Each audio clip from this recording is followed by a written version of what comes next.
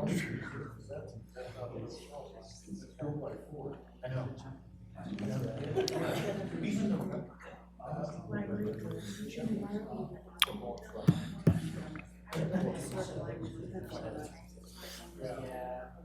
Hello. I need those phone calls. Thank you for choosing Hilton Hotels. For what? Oh, those whatever phone calls, like those automated phone calls that Oh. I'm trying to offer you. The ones I hang up on? What? Turn your thing off. What? Turn your microphone off.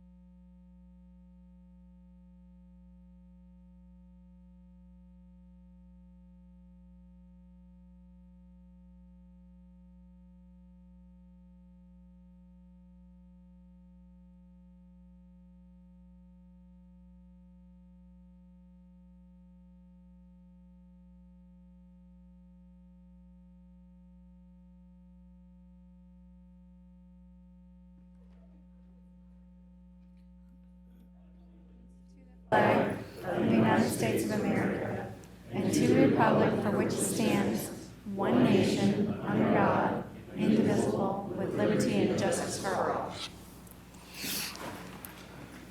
Before we dive into anything, I want to remind everyone to turn their microphones on. I've had some concerns from both members of this board and people in the community that they're having a hard time hearing when the microphones aren't on and close to people's face.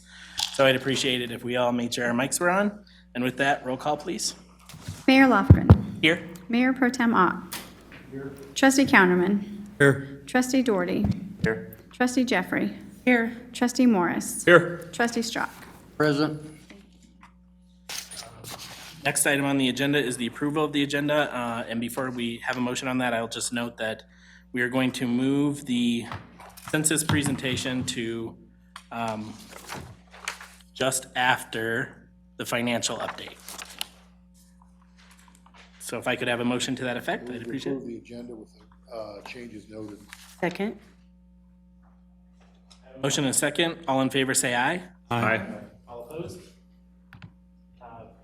Agenda is approved with that one change. Next item on the agenda is the executive session for the purposes of dealing with oil and gas negotiations. Do I have a motion? Move into executive session. I have a motion and a second. Roll call, please. Trustee Strzok. Yes. Trustee Doherty. Yes. Trustee Morris. Yep. Mayor Lofgren. Yes. Trustee Counterman. Yes. Trustee Jeffrey. Yes. Trustee Ott. The motion carries. I think that's all I have to do in here. We will be very, very brief, so if everyone can just hang for about 10 minutes or so, we're hoping to keep this real fast, so. Famous last words. Want a better pop? No. On a better pop. That's funny.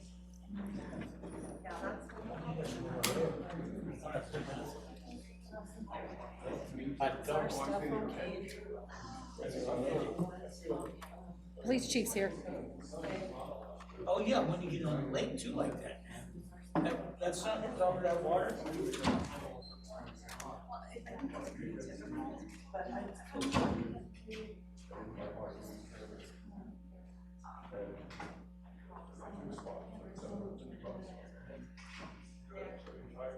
Yeah.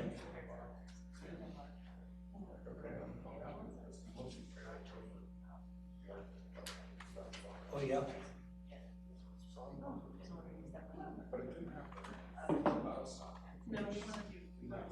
Right.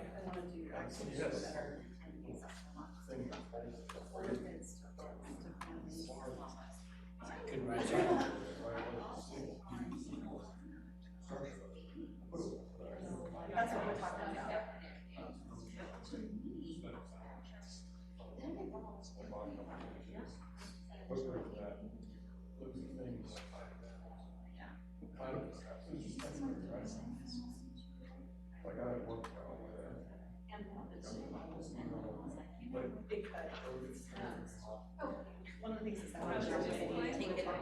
Oh.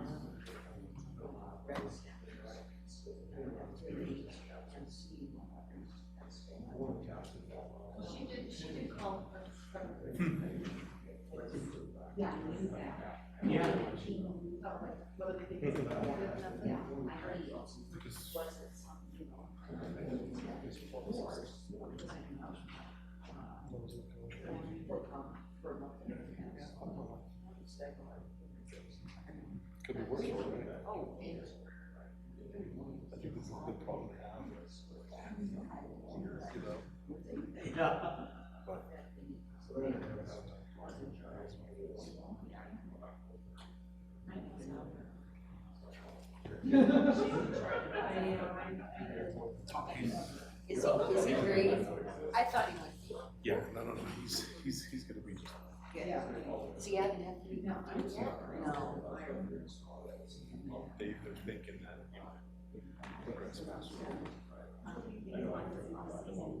What you thought, what was he with it? It's Sac. On Graves? Graves. Oh.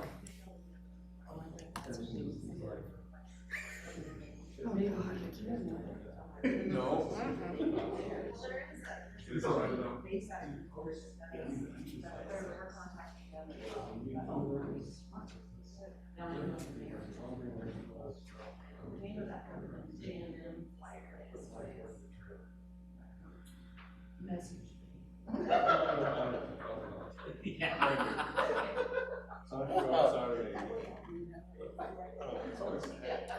Oh, yeah.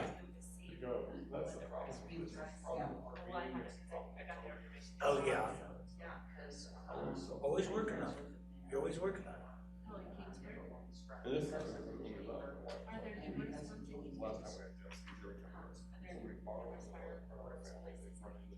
No, that I don't know. Yeah.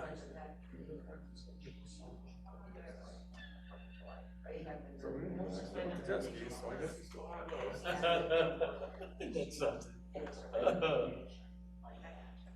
Yeah, that RV that fifth wheel I had, I think it was the third year. There was a low spot in one of the water lines that had water in it. It was a real cold winter. Dude, that took me forever to fix. I mean, I think I'd get it fixed and then I'd have a leak. And you know, you gotta take all these panels off to get to it. Finally, I took it to the RV place up there by Mead. And said, "Man, you guys fix this." It was $700 to fix that thing. I was like, "Holy crap!" No, it's the labor thing. It's just you. Oh yeah. No, they have, I mean, they're no property. Oh, yeah, really, what about there? Just wrap. So they paid that. I can pick up a big foot, 2 by 4. That's right. Carpet, I can wrap it. But it would be labor, it'd be other things to have to do, so. It's always something. So I don't know what I'm gonna do. We'll probably try to throw that I trailer. think that was, I think that was for the logo. The old one. So is the other one? Did you get your jet skis back here? No, it's Still out there? See, place it, but it sells trailers. Yeah. Right. Well, that's what that company does, is they're a Right. Right. So you have much. It's almost like you need to have somebody go with you to tear that other one back. You should have new trailers. Oh, you know, when he took that, oh, here's an easy sale. We'll let him stew on it. We'll call him in a couple of days. Yep. So, well, I do have to say though, I am. By all means. Right, and it's got all the. You have a relationship. for it. No, not today. So I paid $750 for that trailer. Just if they could give me a name or something. I mean, even if you got like on the old one, you got $1,000 or Yeah, something. if I get something. Oh, yeah. So even then, I asked somebody to fix the phone for me. And that's like, Regardless of what happens tonight, you know, we definitely want to use Yeah. as much as we can. So Yes. we're meeting on Monday night. Cause that's, you can buy that stuff at Home Depot. We just feel like we have to. Of Of course, there's so few of us that it's Right. gone. It's just not hard to make. Go down by, either go buy, those winches weren't very expensive, were they? Go buy a new one when the one they had is gone. I would just take them off, actually. And you put it in the Auto Trader as a rebuilt trailer. Yeah. I think I was thinking we should didn't have them when I bought it. And so somebody build it like me, they think they can figure it out, then. they can Yeah. do that. Yeah, that's true. Put a couple of bucks into it, too.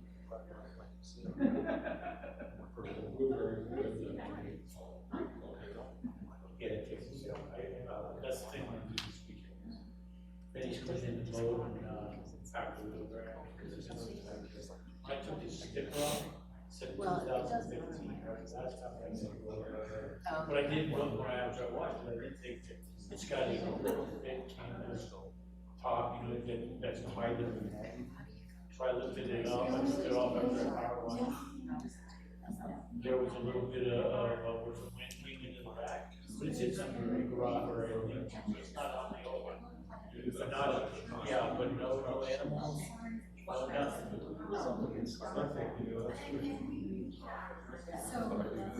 Now,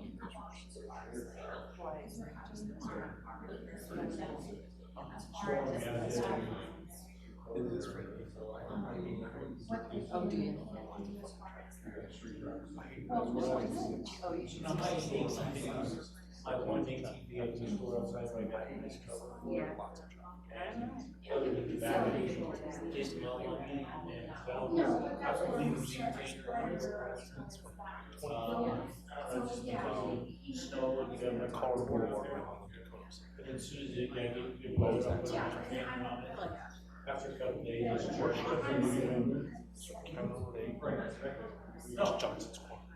So what I do, like, I go ahead and put the board in, on both of them. All right, okay. You put the empty, it's just a quick connect, and you just tie the board or something. So it's not a way to set. Couple days on that maintainer charges. Johnson's Corner. Give me through the summer.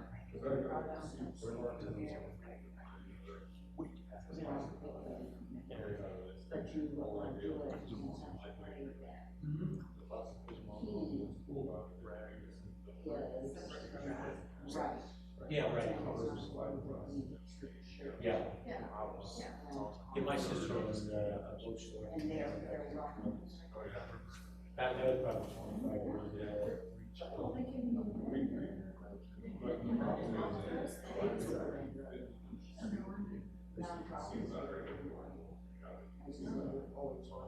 Get to it.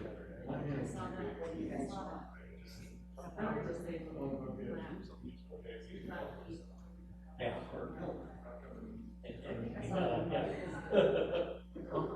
Now, the one for my UTV, it's underneath the seat, so it's a little tight, but those ATVs underneath the seat, you got like, underneath the seat, there's a little toolkit. It's got two screws, you can screw it out, lift it up, battery. Oh, it was. Takes you 10 minutes to change it, when the UTV takes it.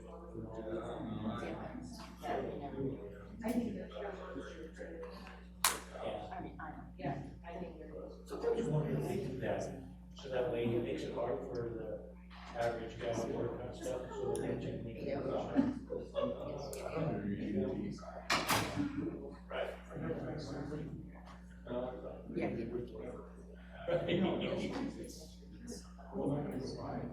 That's right. Yeah, that's right. So if I ever, I got it at the shop. Go down to the other one. And half the time if I go down there.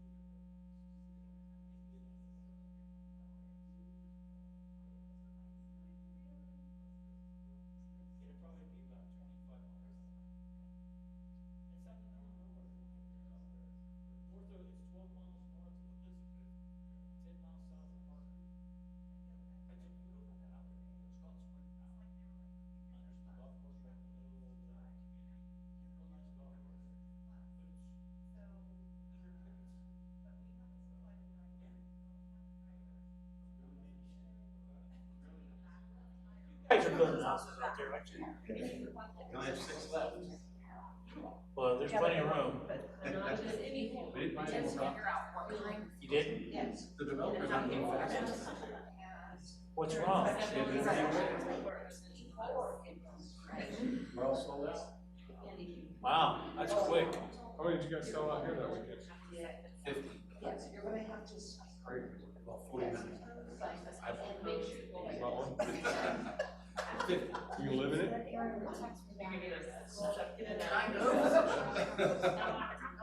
Me and my father purchased, my nephew and his friends.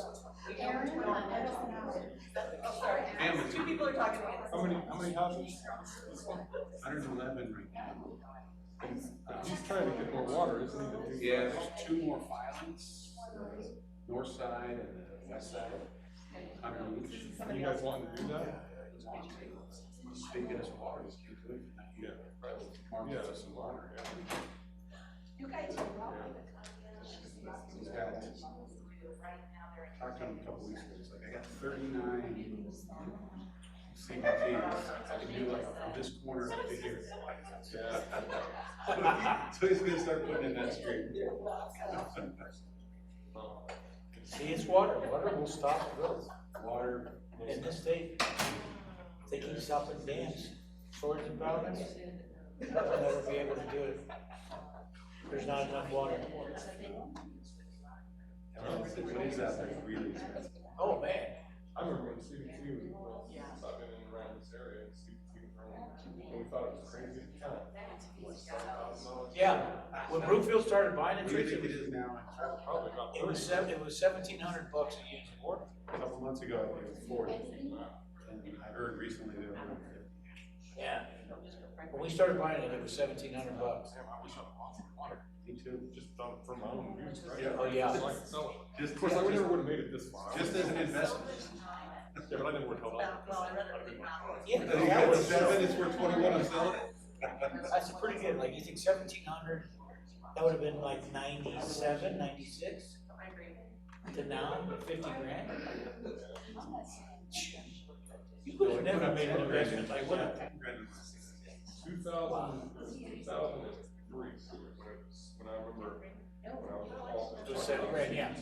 Well, it went up quick, because Brookfield was buying, 1,400 units at a whack. They were buying, sometimes it was 10,000 units that they would buy. And I had to do the PowerPoint presentations for the Public Works Director to explain why we need to do this, floating a bond for, $50 million to buy water. That was scary. That's big money.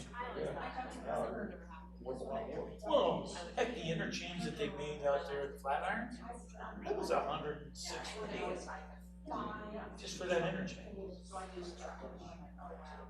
That's a lot of money.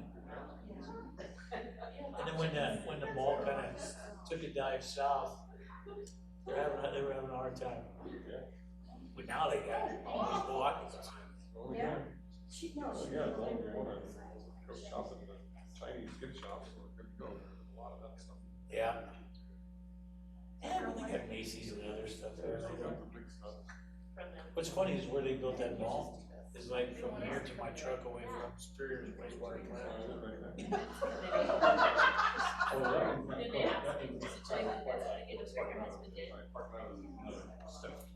It is.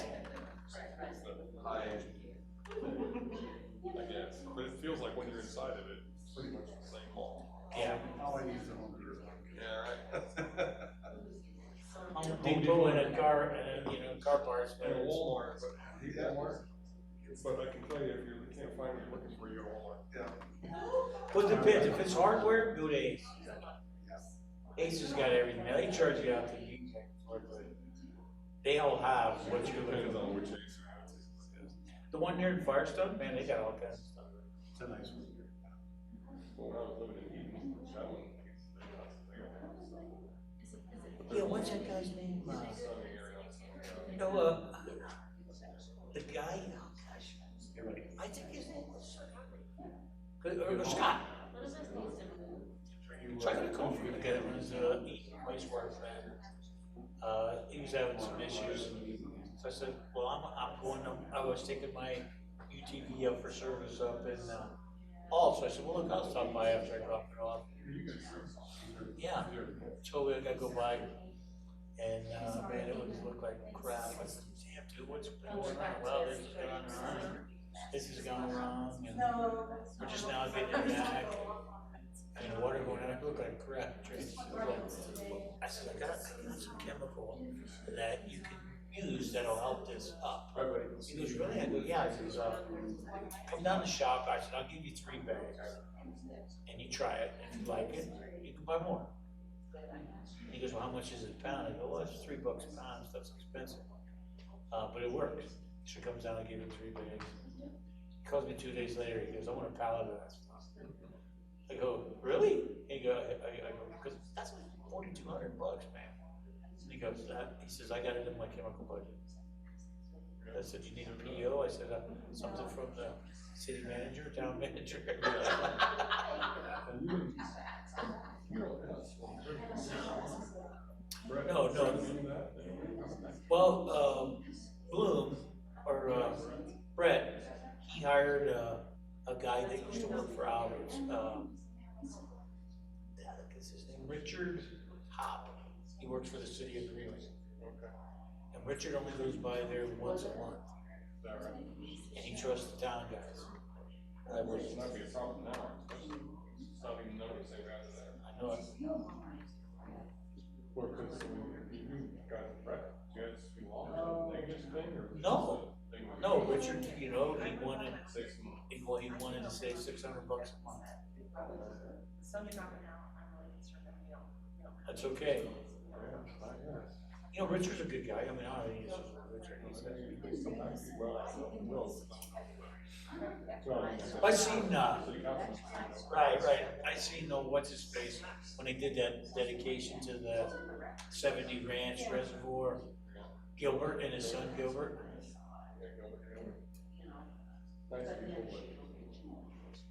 Yeah, he just let people talk too much. And it took a while Now Brett was working, for like. he's a developer, owns property. That second point you guys talked about. Yeah. Which is that it took all this effort to Yeah. find like He hired Brett. but they didn't put any effort. Serviceman? No, he hired. And it was gonna sort of us. And so we're out there like. Oh, got it. So Brett's the one doing like sort of a planner, but That might go to. Wow. just said, here's where I'm going. Just let him go ahead and he's back out. Cause he worked there for a couple of months. Yeah, for months. About a year. Yeah. He does. And said, this sounds really restrictive. He was just in his job, and like it was pretty, so he's hired. Oh, he works on the rubber. Well, they quickly foreman, right? Well, this isn't even it. Under, Right. Okay, well, the one that we got is stored by the.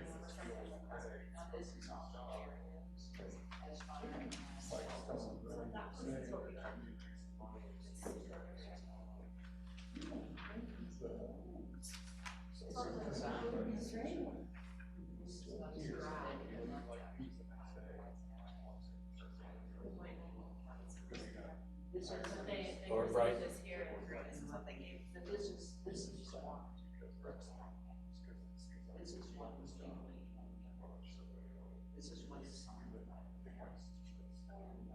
because he.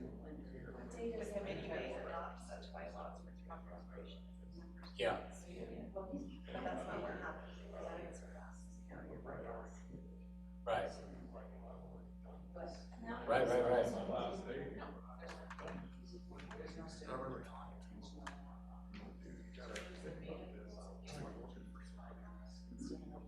Well, that's what. Oh, yeah. Today, that was why I was because I got an email. The agenda for our meeting last week. I guess, you know, I guess chasing money isn't the smartest. Yep. Well, yeah. Well, how long did he work for? 2 years, so we cashed out. Yeah. As long as he put his money back, yeah, you're better. And I think his girlfriend.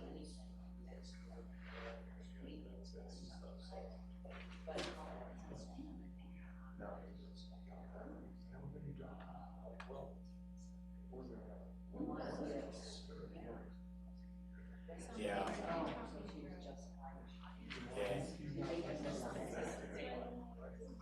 Hey, tell him to call Victoria Simonson over lines.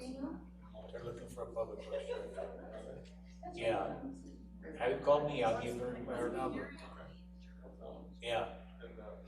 I had a meeting with her today and to go over some stuff on the wastewater and the water system.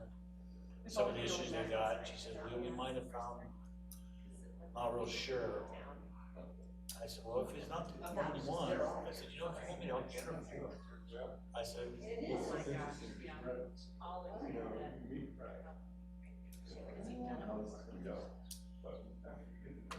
"Right, but he fit in mine. I enjoy it." Yeah. Yeah.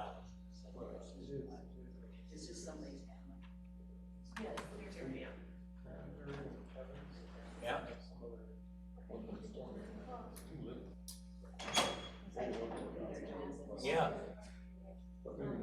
So that friend of mine's kid, that's a police officer in Evans, he gets married Saturday. That, remember when I told you, his fiance was a CSU police officer. She quit being a police officer a couple years ago.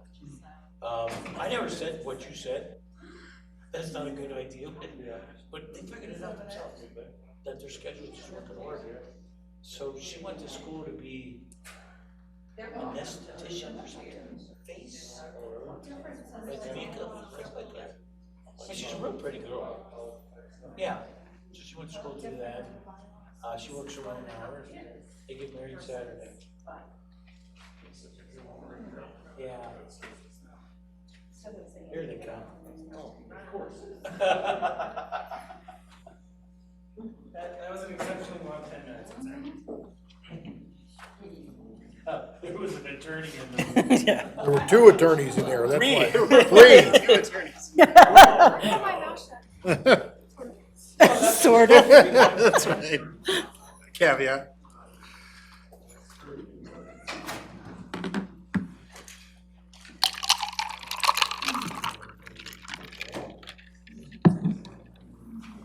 Mr. Stamey's not back yet, but I think the next couple items we're good to go if we go forward. So the time is now 7:10 PM and the executive session has been concluded.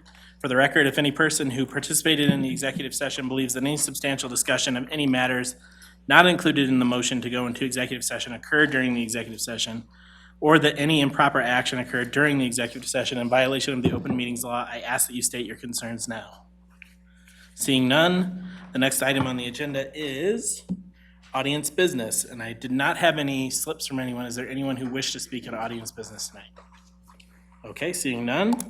Next item is the consent agenda. For the benefit of the audience, tonight's consent agenda items are the payment approval report in the amount of $554,538.16, the June 4th, 2019 minutes, and the June 25th, 2019 minutes. Do I have a motion? I move that we approve the consent agenda. Second. Motion is second. Roll call, please. Trustee Jeffrey. Yes. Trustee Strock. I'd like to abstain from the June 25th minutes. Okay, just for the record, so going forward, we could do that.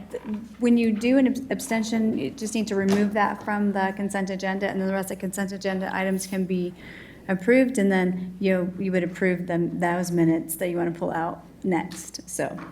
But yes, you can abstain from those. What you'd be doing is abstaining from the entire consent agenda. Right. Because it's a package, the consent agenda comes as a package deal. Oh. So if you want to take something, if you want to deal with something separate from the package deal, you need to take it off the consent agenda and then either vote no or abstain. So what's the proper thing to do? Just say yeah? You can either vote yes, that the minutes are fine, but you weren't here, if I recall. Well- So I might just abstain from voting on the entire consent agenda. Well, that's what I was trying to do, abstain. Okay. Minutes. Thank you.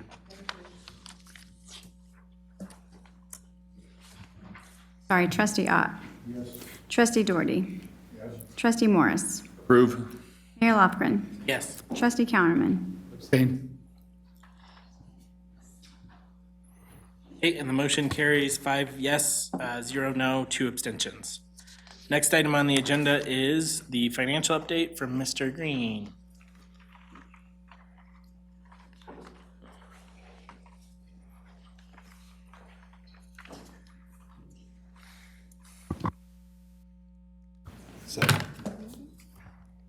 Okay. Hi, guys. So I'll keep this kind of short tonight. You guys have seen most of the numbers, not a whole lot's changed. Obviously, you guys have a lot going on tonight. So the highlights here, everything is going kind of as you would expect it to. Everything's tracking to be still within budget. So you guys know a lot of the projects are still upcoming, whereas there's a couple that are winding up, like in the water and sewer fund. I think those had a lot of activity going on them. Nothing unusual in the general fund, 62% of revenues right now and 20% on the expenditures. We expect that to go up, obviously. The biggest thing is in the sewer fund, there was a $220,000 that came in from the BB draw money that went into that this month to make that 3.2 in total for that. So that'd be the only thing that would be unique in here. Other than that, everything else is, we're about halfway through the year and everything's expenditures are under 50%. So I don't see anything that would be any cause for concern or anything like that. I think we're still going within where the budget is and going from there. So with that being said, if anybody has questions, I'd be happy to address those. Track? I see that you kind of changed it from, to revenues versus expenditures.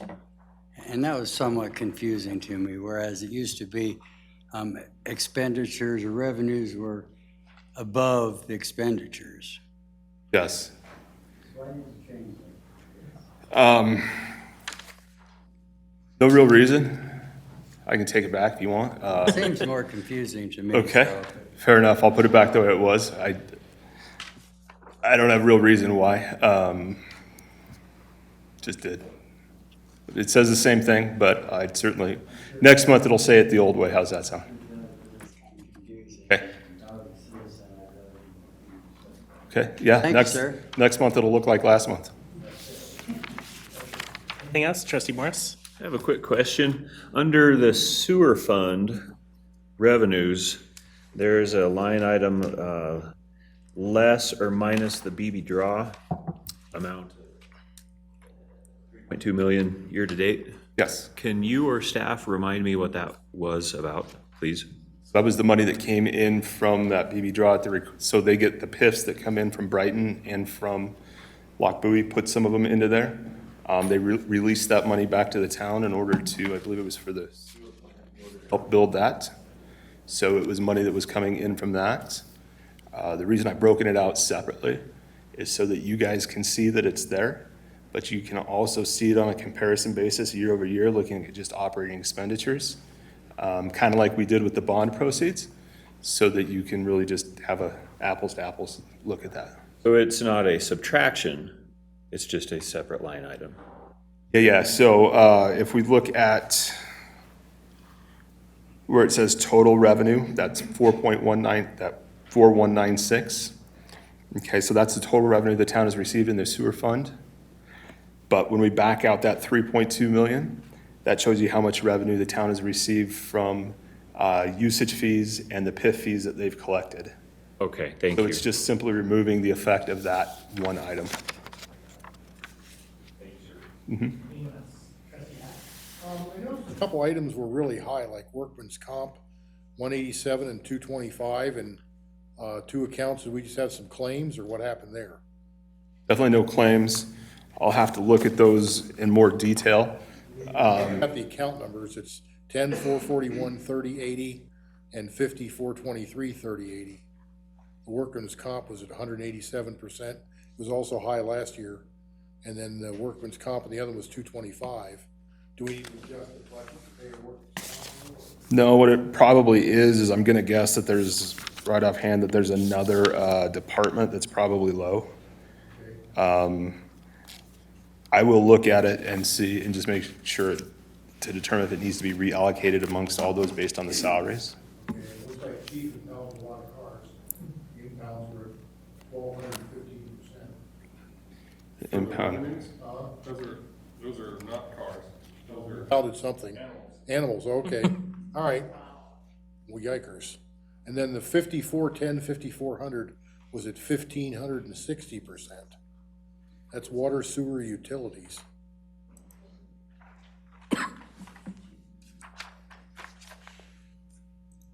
I'll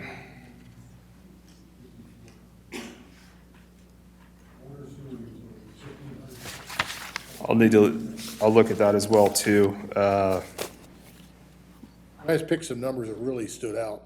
Look like they're a little weird. So really what that looks like that was is because the budget was probably, look, that needs to be cleaned up there. And the reason is, if you look right below it at 5410, there's another utility account there too. So we should just combine those and make it just one.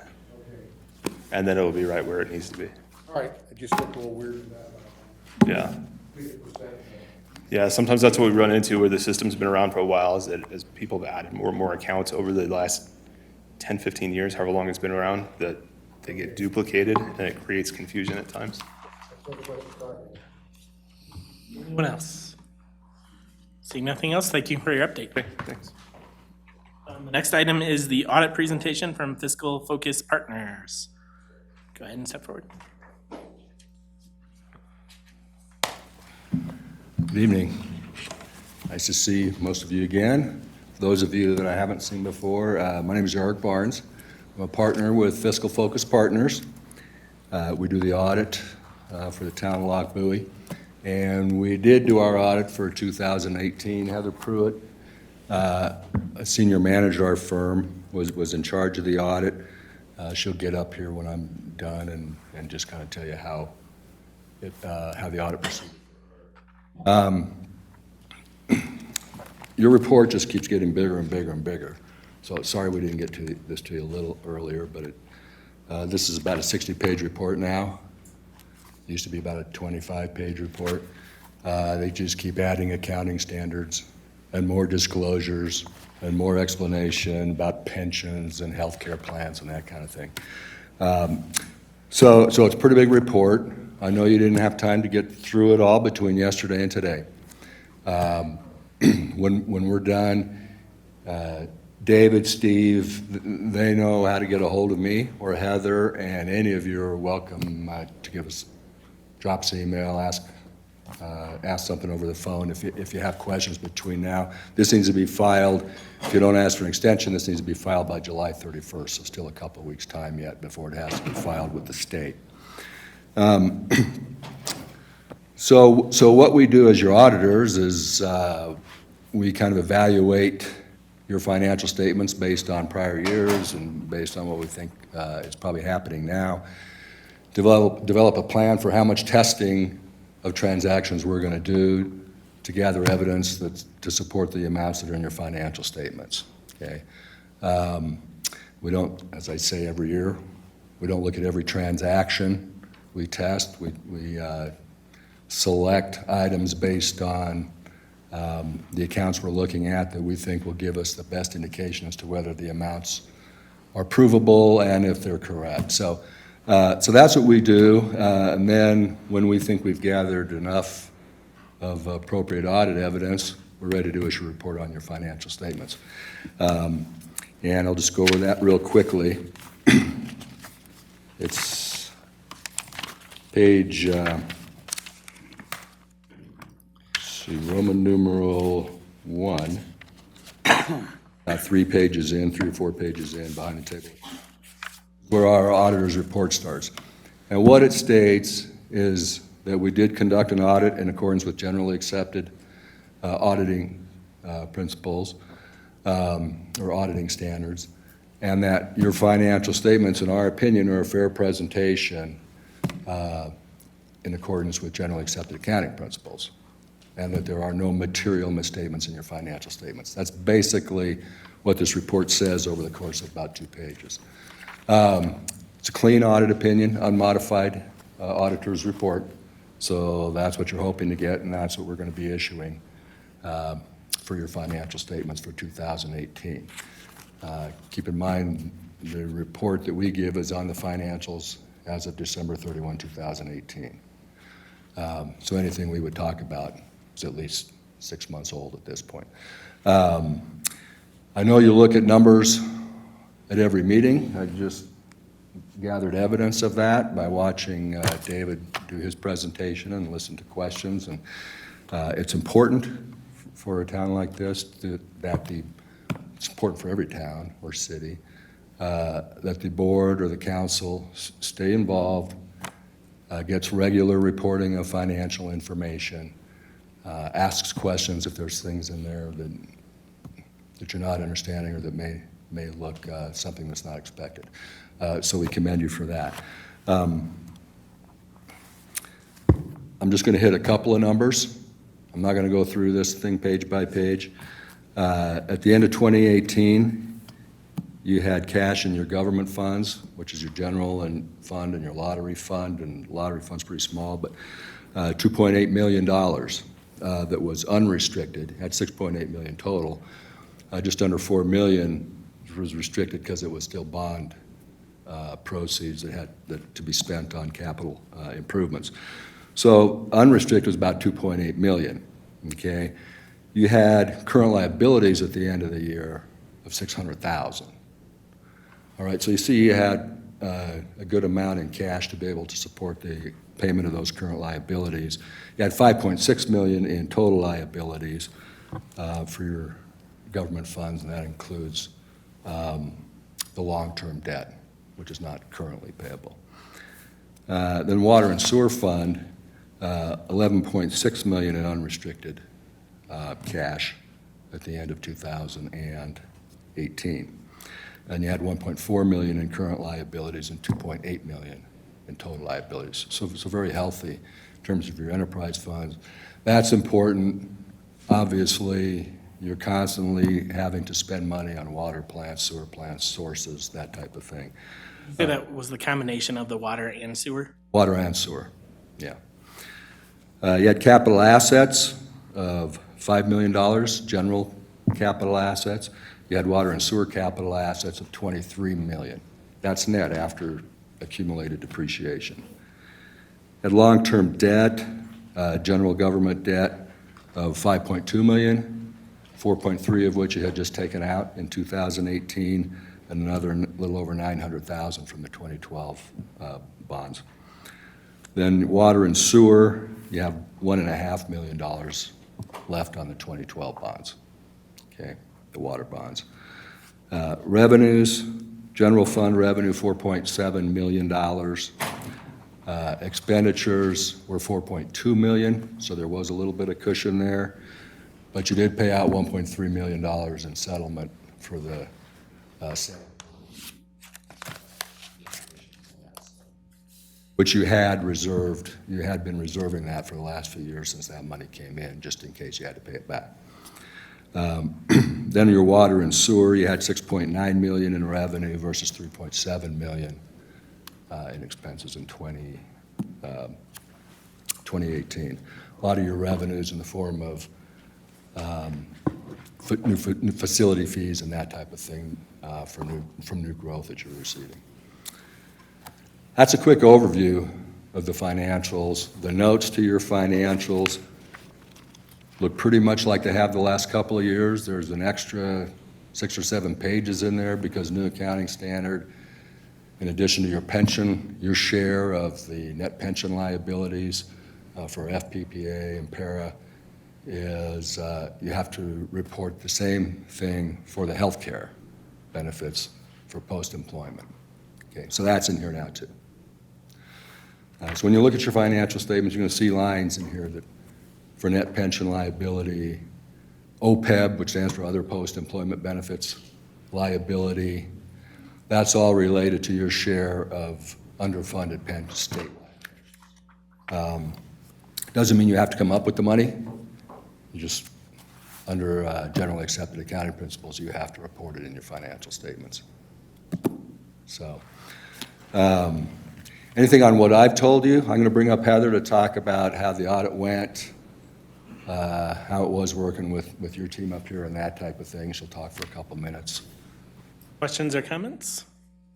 Trustee Strock? I appreciate you saying something about us using our oversight to watch financial things and stuff, but, as a board, we also need some oversight. And so with that being said, and you've helped us for 6, 7, maybe even 8 years now, and so do you feel that we as a town are financially on a proper path? I do. I feel like, well, you're getting good information now. Mr. Green does a good job of keeping track of the money for you guys. The records are in good shape. So the information you're getting is reliable. Okay. That helps in terms of decision-making. And the stewardship over the funds that you've exercised as a board, I think has been good. So, yeah, I think the board's doing, from a financial standpoint, we feel like you're doing what you need to be doing and planning the way you need to be planning. I'll let Heather talk about internal controls and stuff from an accounting standpoint. But I think you're on the right path. It's certainly, the trajectory has certainly changed from when we first started here. No, there's no. I appreciate that. So, Anything else from anyone? thank God for our staff. Yeah. Okay. Heather will just talk for a couple minutes and we'll be good. Good evening. My name is Heather Pruitt. I did do most of the work on the audit. And so part of our process is to come in and meet with the staff, understand how the accounting's working, how the processes look, what they do when they get an invoice. Based on that and what the nature of the accounts are, then we develop tests to become comfortable with those balances. Everything went really well here. In talking to all of the staff, it sounds like that there's a positive culture and this is a positive work environment. What I want to be careful not to do is we're not expressing an opinion on the internal controls. But I didn't notice anything that caused me concern. All of the processes appear to be working appropriately, and when we tested transactions, everything looked like it had the authorizations and things that we would expect them to have and that they're designed to have, that the processes are designed to have.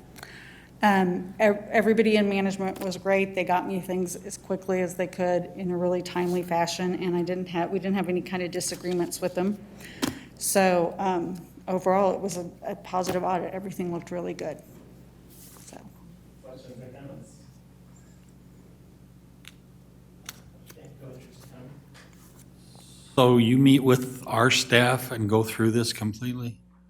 I meet with your staff to understand how they process transactions that go into building these statements, but I don't go over these statements with the staff. I go over what their jobs are so that I can understand how they're processing a transaction.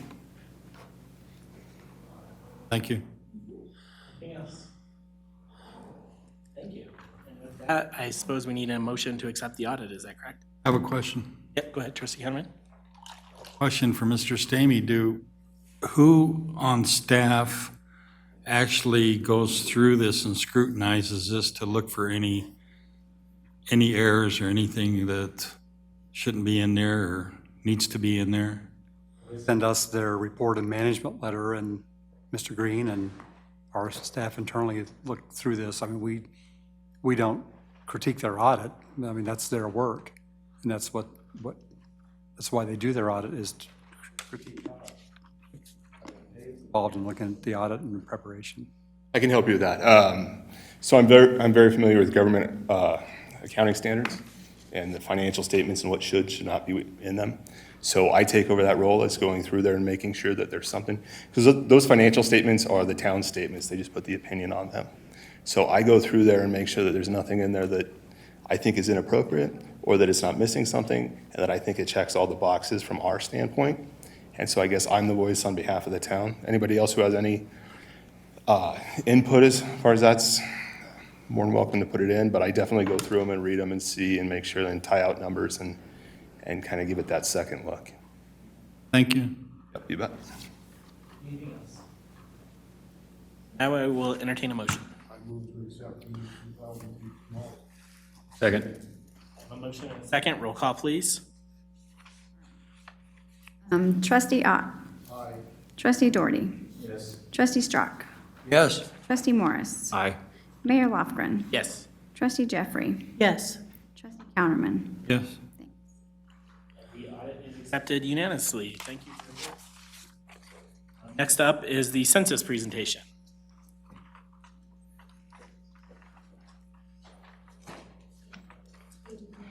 Thank you so much for having me here. My name is Wen, and I'm a partnership specialist with the U.S. Census Bureau. I work in Weld County with the Weld County and Greeley CCC. I'm sure that most of you have already have the standard knowledge about the census, so I'm just going to make it very brief and quick. And then if you have any questions or anything, please let me know.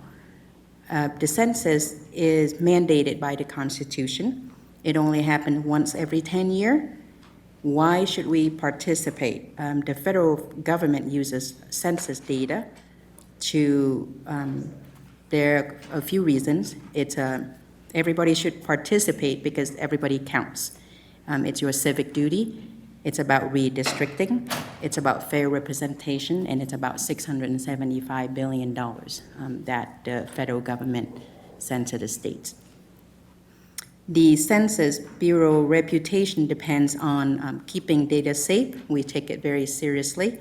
It's a federal law. Title 13 of the U.S. Code will protect everybody's confidentiality and information when they fill out their census form.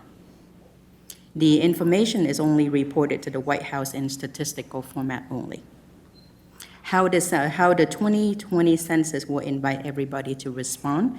They have, for the first time, they have the option to fill out the census online. We're very excited about it, and we're very much hoping that everybody will take that path, because in 2010, it was approximately, it cost about $60 to get to a person at the door. Having said that, they have the option to respond to the census online next March 2020. I believe right now the date is March 12th. They have the option to call in. There are 12 different languages that people can call in and respond to the census.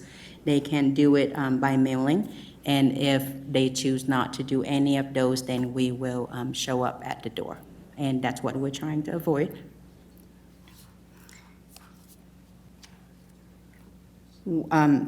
So what is happening now?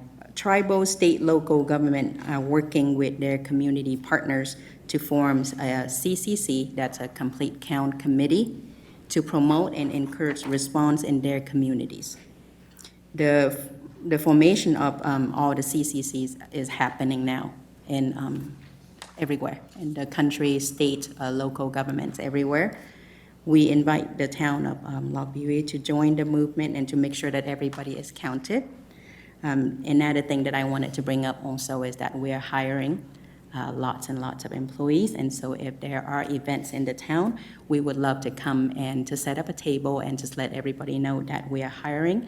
They're part-time jobs and they pay well, since we have to compete with very low unemployment rate. And so that is something that we also hope to get your support on. The one more thing that I would like to mention is that realizing the importance of the 2020 census, Governor Polis had signed a bill authorizing $6 million in grants for census outreach to the hard-to-count population. The hard-to-count populations are people who move frequently, children under 5, seniors over 65, people who have low income, people who do not speak English well. And so the grant is, you can apply for the grant so that you can do the census outreach. Having said that, that is pretty much everything that I would like to tell you about the 2020 census. I do know that we have a census expert in the house, and so it's good to know that. If you have any questions or anything, I would be happy.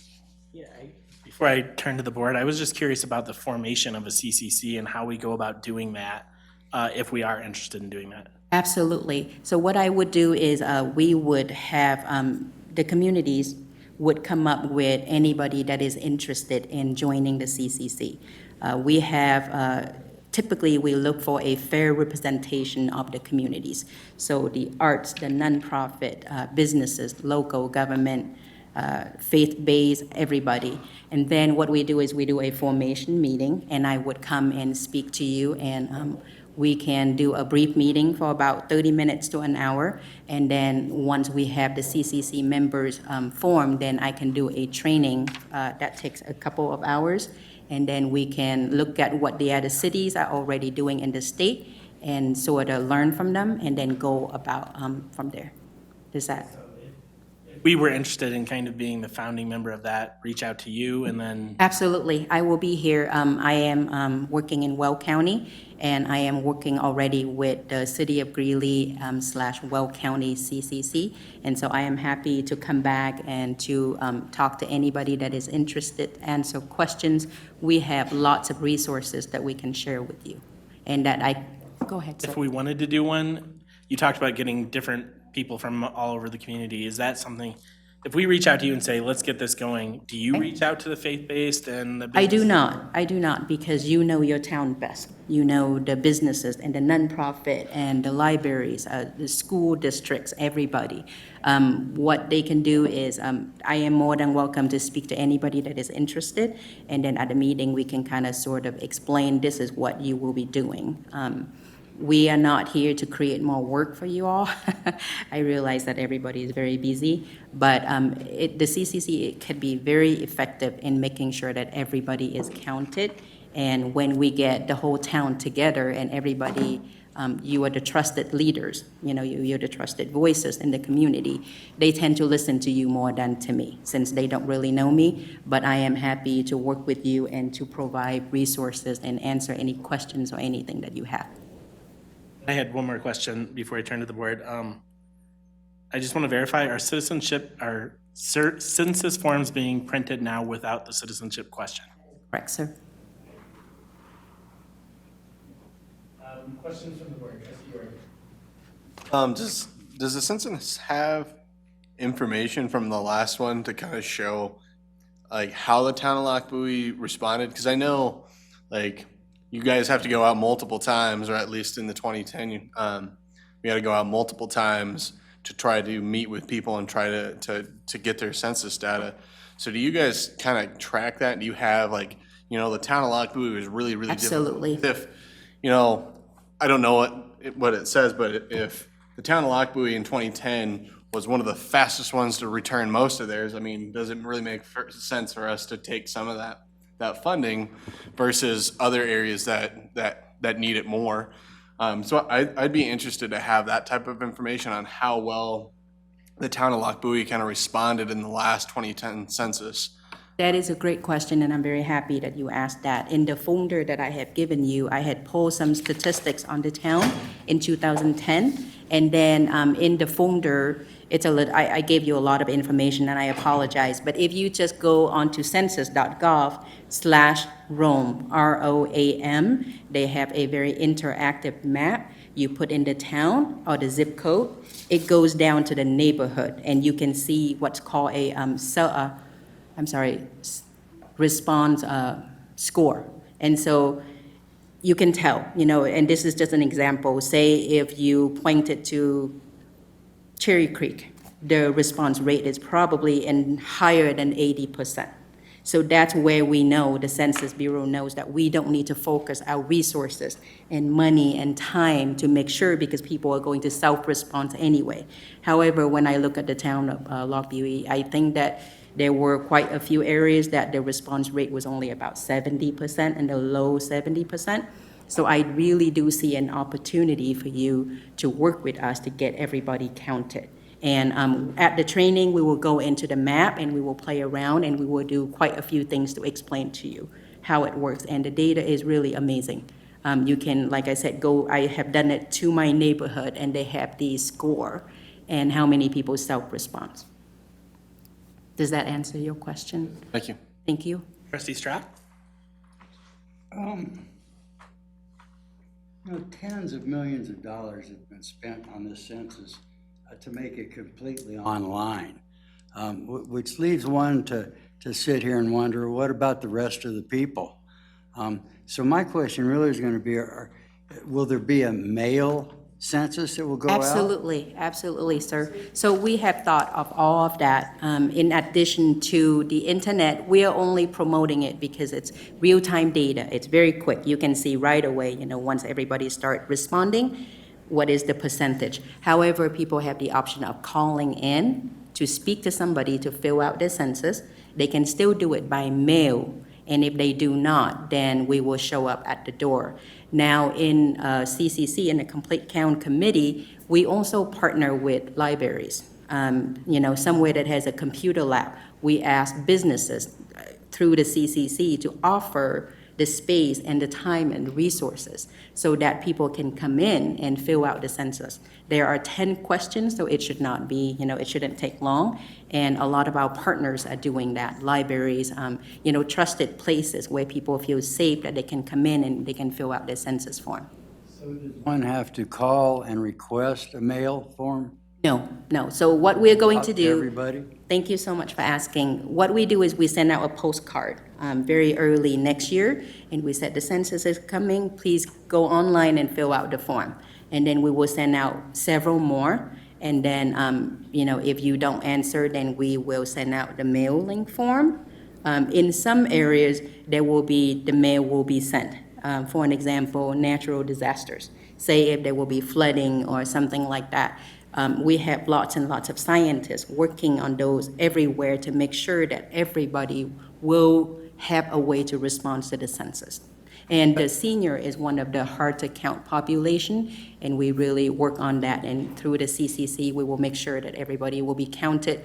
We also count what we call group quarters, nursing homes, homeless folks, the people that are just rooming because real estate has gotten very expensive in our state. And so we really are having a large effort to make sure that everybody is counted. And the CCC is going to be vital in making sure, because I might not know where the homeless folks are, here in the town, but the police department or libraries or parks and recreation, they will know. And so by having everybody joining hands, we can really do a lot. Thank you. I think I can speak for our board, at least myself, that we will be interested in starting a CCC, and you will probably be hearing from me with some names of people from the board that are interested in doing this. And I think we'll reach out to some community partners and get in touch with you soon. That is most excellent. Thank you so much for allowing me to be here and to speak to everybody. I'm honored to be here. Thank you. I did also leave some flyers on the desk, and so if you have any questions or anything, please let me know. Perfect, thank you. And before we move on, can I just get a quick show of hands of who from our board would be interested in being a part of such a committee if we do one, so that I have your names?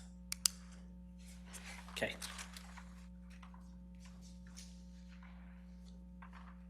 Anyone else? Cool. Okay, next item on the agenda is the liquor licensing. So right now I will adjourn as the Lockwood Board of Trustees at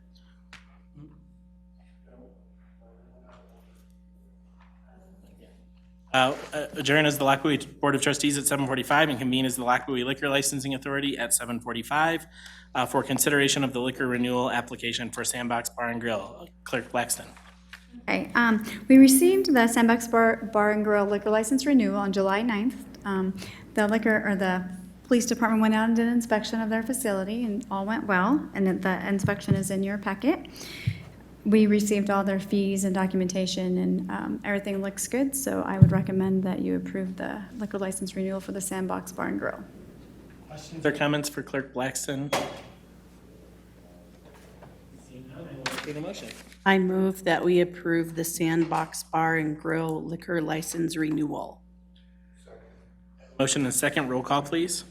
Mayor Lofgren. Yes. Trustee Doherty. Yes. Trustee Morris. Yes. Trustee Strack. Yes. Trustee Counterman. Yes. Yes. Scott. Thank you. Motion carries 7-0, and the liquor license is renewed. I will now adjourn as the Liquor Licensing Authority and reconvene our regular meeting at 7:46 PM after that 1-minute service as the Liquor Licensing Authority. Mr. Amy.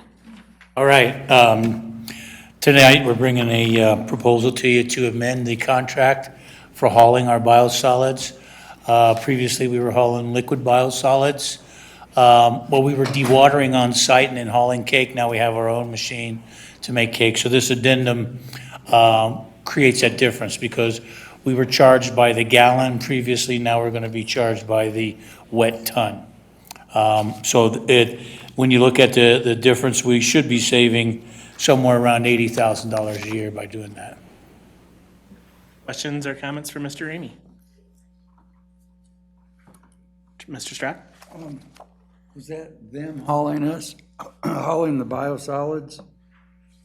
Yeah, right, so what we did was we got a roll-off that goes underneath the chute where the dewatered cake comes out, and then we move that big tub back and forth with the truck, actually, and then when it's full, we call them and they come and haul it out to, they take it out to Deer Trail. Pretty close. Wouldn't help for us to buy a dump truck or anything. Well, like that. as you will see in my budget requests for next year, yeah, that I've got different ideas that would make it cheaper even yet. Thank you. You're welcome. Motion.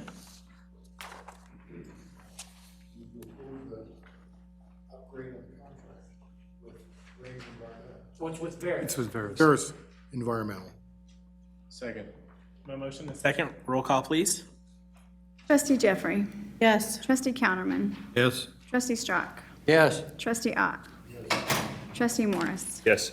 Trustee Doherty. Mayor Lofgren. Yes, and the motion carries 7-0. Next item is the pavement change order. Mr. Stamey. Mr. Beback is not here tonight, but he does have a memorandum in your board packet. Can you hear me okay? Okay.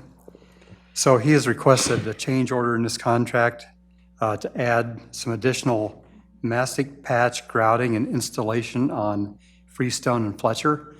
The cracks on those streets were apparently too big and too wide to do the traditional crack seal. So that's the reason for that. And also there was an additional application of chip seal on Weld County Road 4 for $7,224. Total change order is $23,624. And the numbers below, the remaining amount in our 2019 street contract or street budget is $85,723. So we're still under our street improvement budget. Questions or comments for Mr. Stamey? Mr. Strack? You know, I kind of watched them out there on County Road 4, and they really got after it and worked hard, starting with the crack fill and then the chip seal over the top of that. And so I think they did a good job over there. Nice road. The only question I had was the two we're doing in Silver Peaks, were those part of this year's program or were those in response to citizen concerns? I think those were part of the original program, and then they determined that the basic crack seal method was not adequate, so they wanted to come back in with this product. Anything else? Entertain a motion. I move to approve the pavement change order requested by Public Works Department in an amount not to exceed $23,625. Second. Second, roll call, please. Trustee Strack. Yes. Trustee Ott. Trustee Morris. Yes. Mayor Lofgren. Yes. Trustee Counterman. Trustee Jeffrey. Yes. Yes. Carries 7-0. Next item is the ice cream social proposal, and I think we don't need to do this now because That's correct. we're looking at some options for providing the ice cream at the social event, but Chief and Mr. Stamey have come up with an option that saves us some money. Next item. Next item is discussion item. We've already done the census, so the events committee update. I will invite Ms. Westcott, who I believe is the chair of the committee, to come forward and give us an update.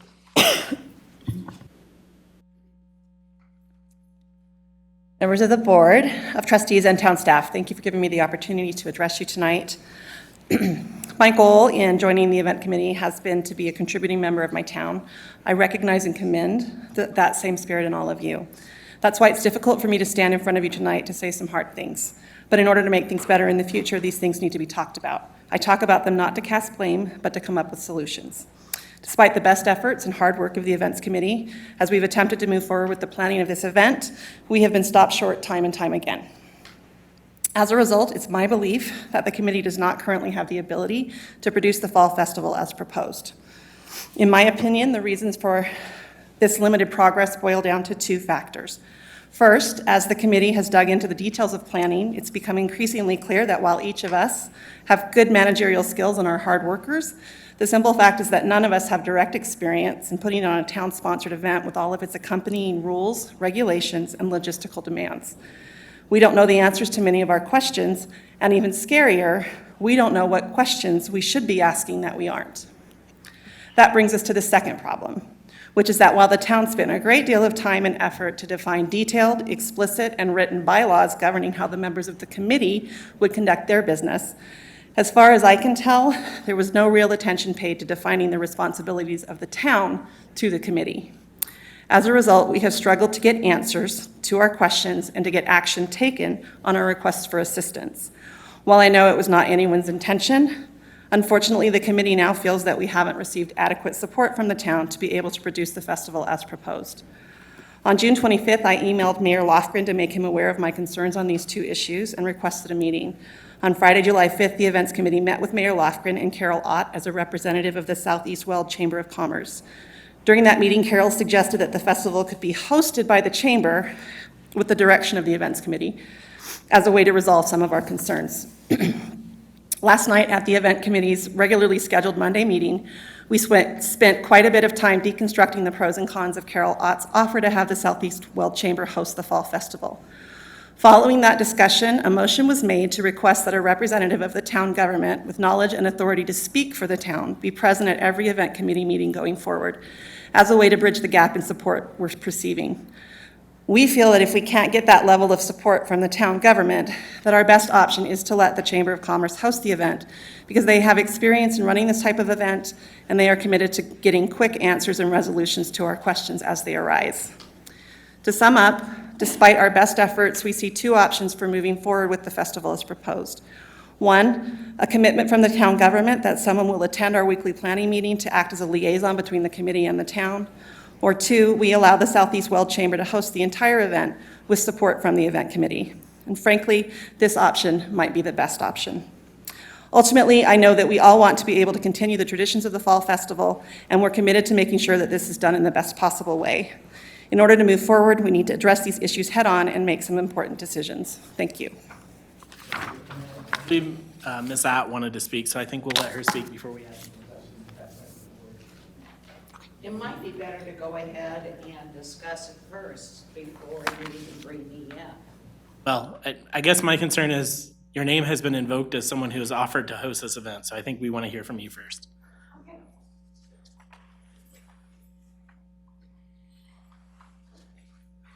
Carol Upton Ott, 803 Spruce Place, Lock Buoy.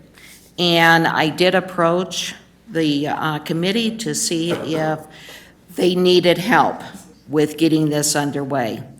What I found was that we had nothing that was actually in the works so far, and that concerned me. So because of that, had talked with Southeast President and said, let's see what we can do to help you out.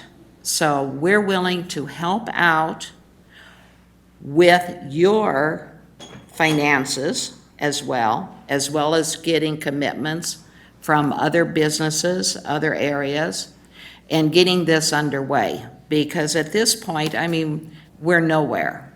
And if the chamber, which you are a member of, can help you to get this going and to help sponsor some of it, host it, with the town being the primary name for the event. That, I think, would be a win-win for everybody. And we could maybe hedge around some of the problems that we've come across previously with getting permissions. Any questions? Yeah, questions or comments for Ms. Westcott or Ms. Ott? Trustee Morris? Sure. Thank you. First of all, I'll address the events committee. Thank you guys for your willingness to step up and get involved and serve. It sounds like you feel like we gave you a task and delegated some responsibility, but we didn't quite set you up for success in giving you all of the tools and resources that you needed. I would like to apologize for that. I can imagine how frustrating it is to be given a huge daunting task like coordinating and managing that fall festival thing without enough supervision or guidance. Again, thank you for trying. I guess my understanding is from what your comments is that the committee feels the most successful outcome to this would be to partner with the chamber. Is that correct? I think that's kind of what we've arrived at. Thank you. Come up to the microphone. Micro. You guys can all come up if you want.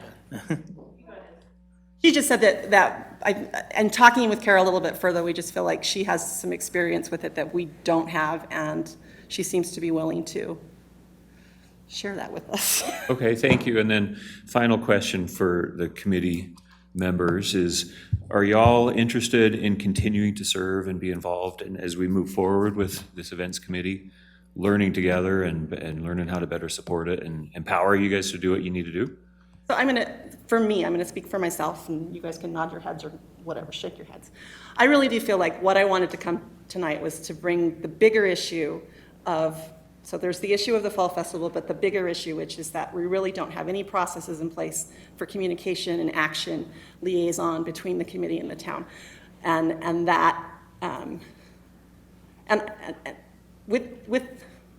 I want to make it very clear that I don't put that blame on anybody. I think that we are a small town. We are, the town staff is stretched thin to begin with.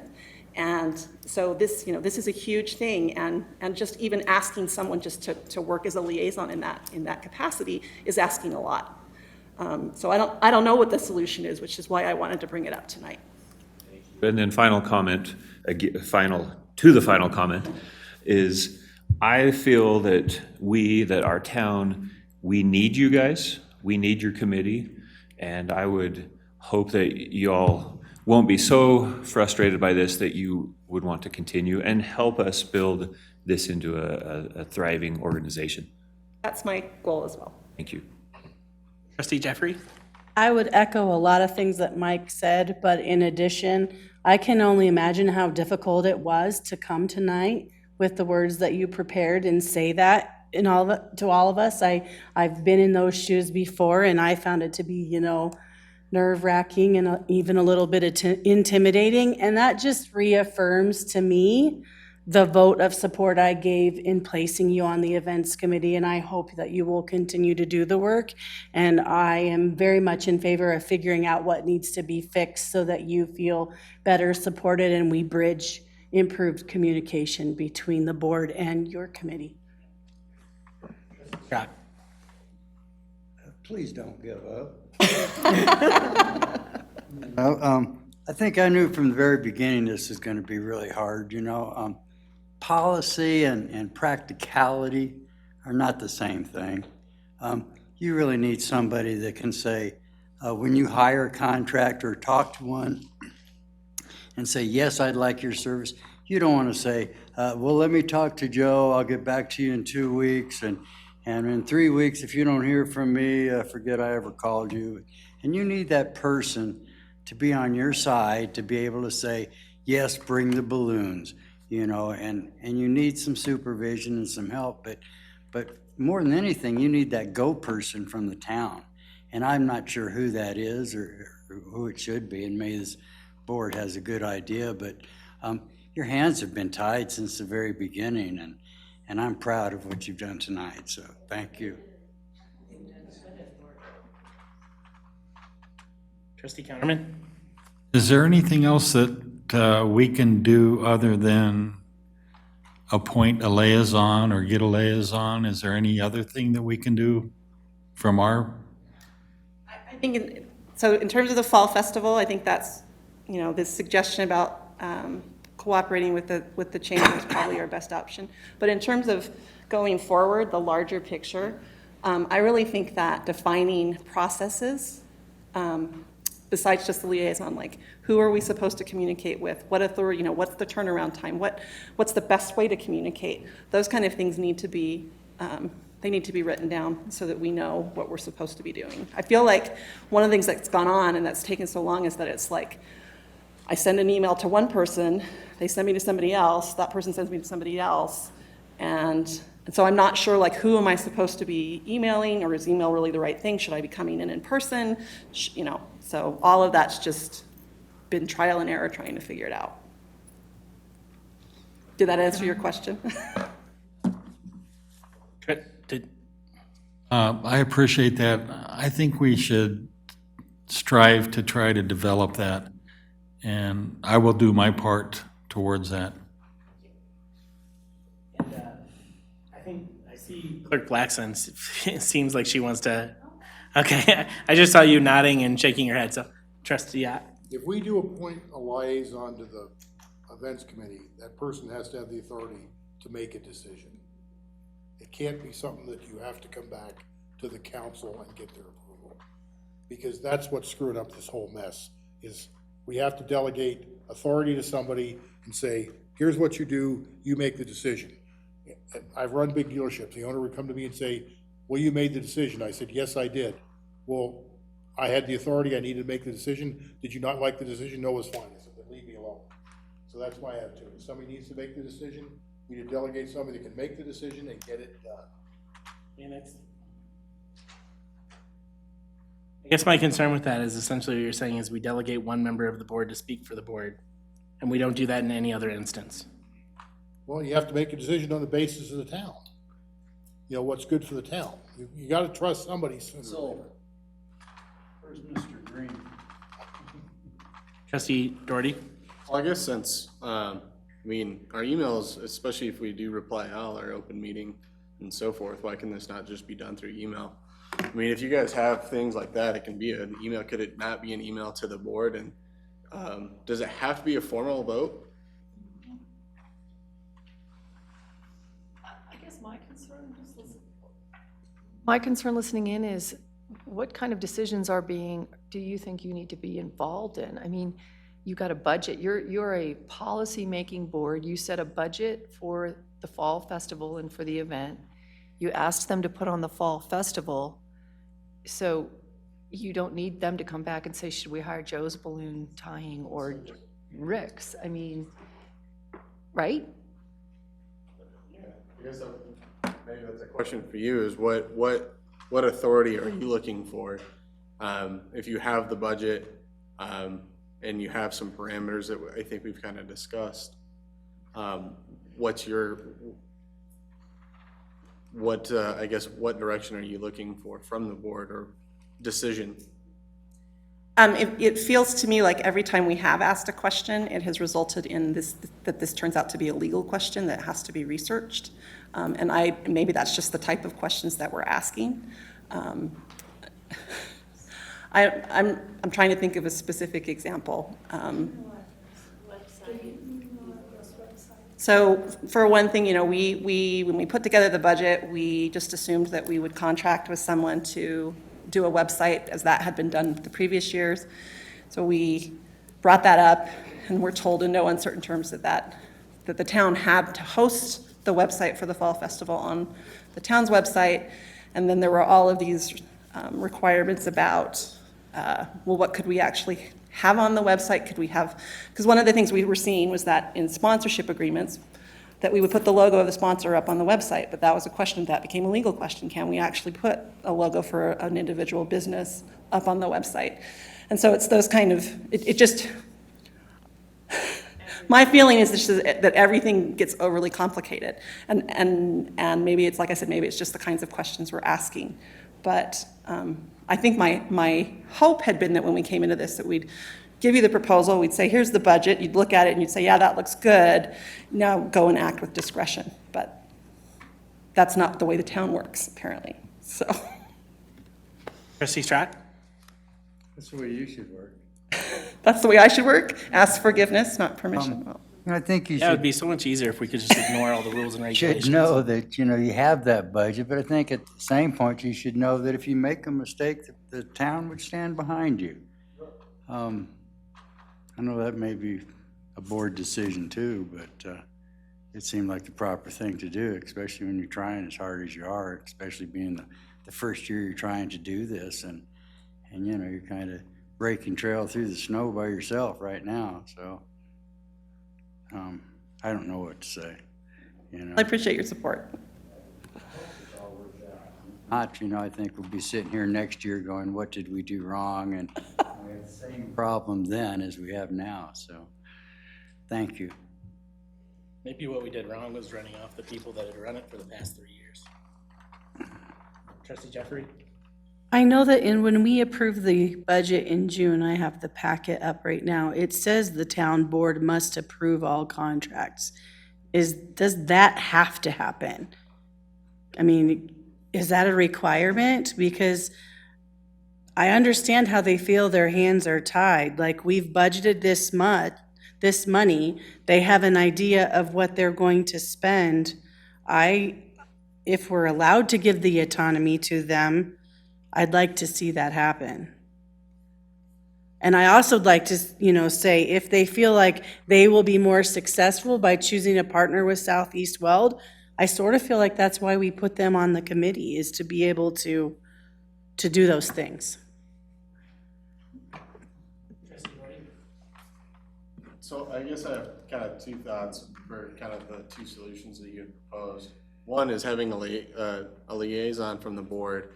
I don't think it's going to help with a lot of the things you brought up, because there's only one of us that has some idea about legal matters from that standpoint, and maybe not all legal matters, as he's not a town attorney.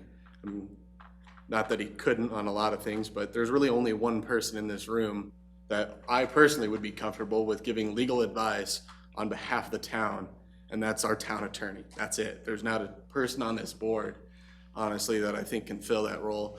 And honestly, I don't know if even the chamber could do that as well. There are definitely rules and regulations that the town as a government has to follow for, you know, the First Amendment and all of those different rules and regulations that we have to apply to, or that we have to comply with, that I don't even know if the Chamber of Commerce is all knowing about. And I guess I would have a concern that we go in a direction that does get the town in trouble.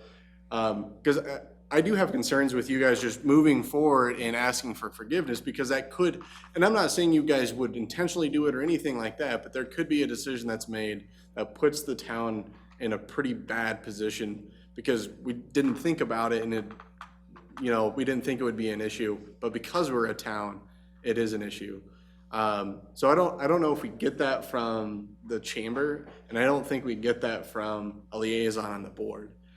I definitely appreciate what you're saying, that we need to have maybe some better response, and you have a go-to person, and maybe that's the liaison, is just funneling who the right person is to get that answered, but not really answering the question.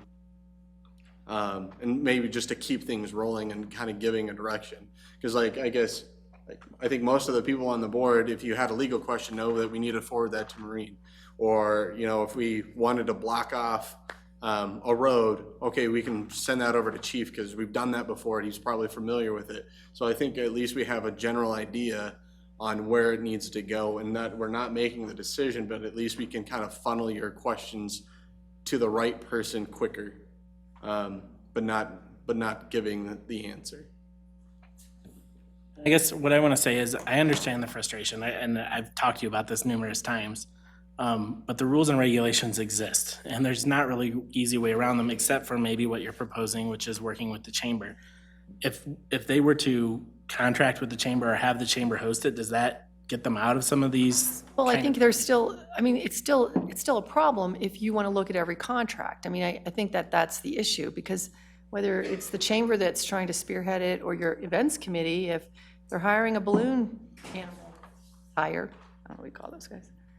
Do you really want to see that? Or do you want to say, here's $17,000 for the fall festival. What we'd like to see at the fall festival are this, that, and the other thing, and go. I mean, or maybe you need to be somewhere in between. I mean, it's a policy decision that you guys have to make about how far you want to let go. I mean, frankly, the whole issue here is that we have had past experiences in the town where we felt like there weren't adequate financial controls. There were donations being made. We don't know where they were going, that kind of thing. So we put a set of bylaws in place and rules for the events committee to operate under that are, are fairly restrictive. And so I think what you're hearing tonight is they're too restrictive for them to actually get anything done. And maybe you don't want to open it up and just say, okay, here's $17,000 and put on a fall festival and put our name on it. But you can certainly do that. You can be somewhere on that continuum. You can delegate your authority, your purchasing authority, to your events committee. You can say, you have $17,000 to spend on the fall festival, but here's the parameters of how you need to spend that. And that's certainly within your authority to delegate that on that continuum. So maybe I shouldn't be jumping in here, but I've got some experience in a lot of different municipalities, and I've seen this done a few times. And I've seen this done a few times. And I don't know, maybe Maureen can help with this idea and if it works. But so are we limited because you have a board-appointed events committee? Does that limit now, because it's an events committee that's been appointed by this board, limit the ability for them to go out and do things without the board being involved in it? Or should you say, dissolve this board-appointed committee?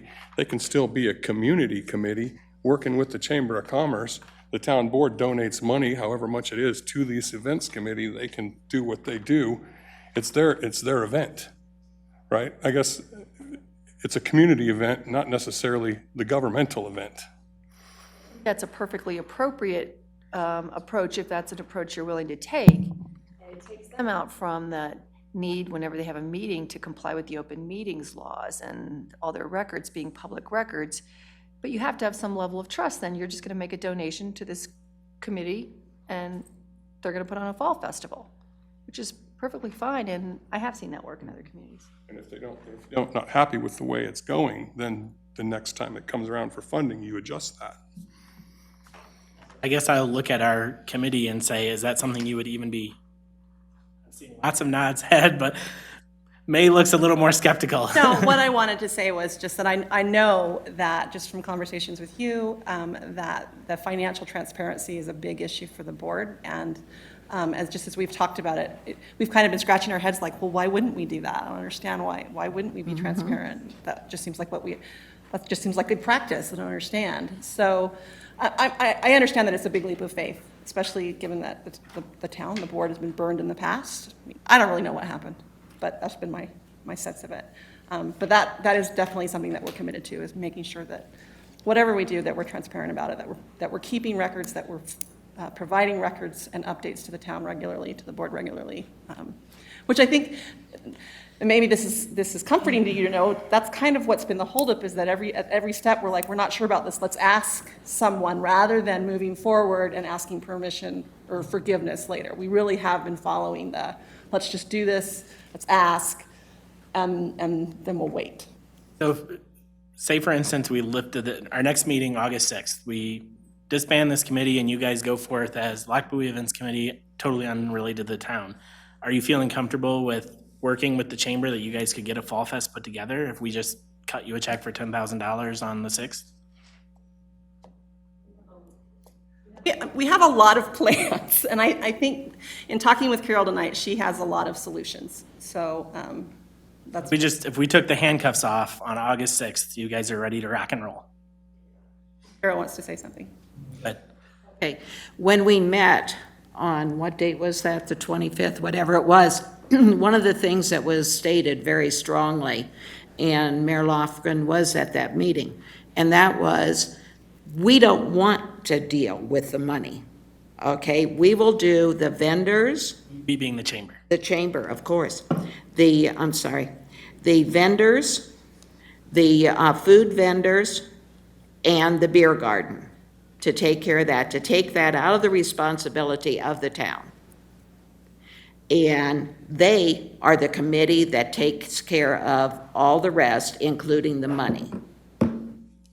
So whatever money you give, they have to report on.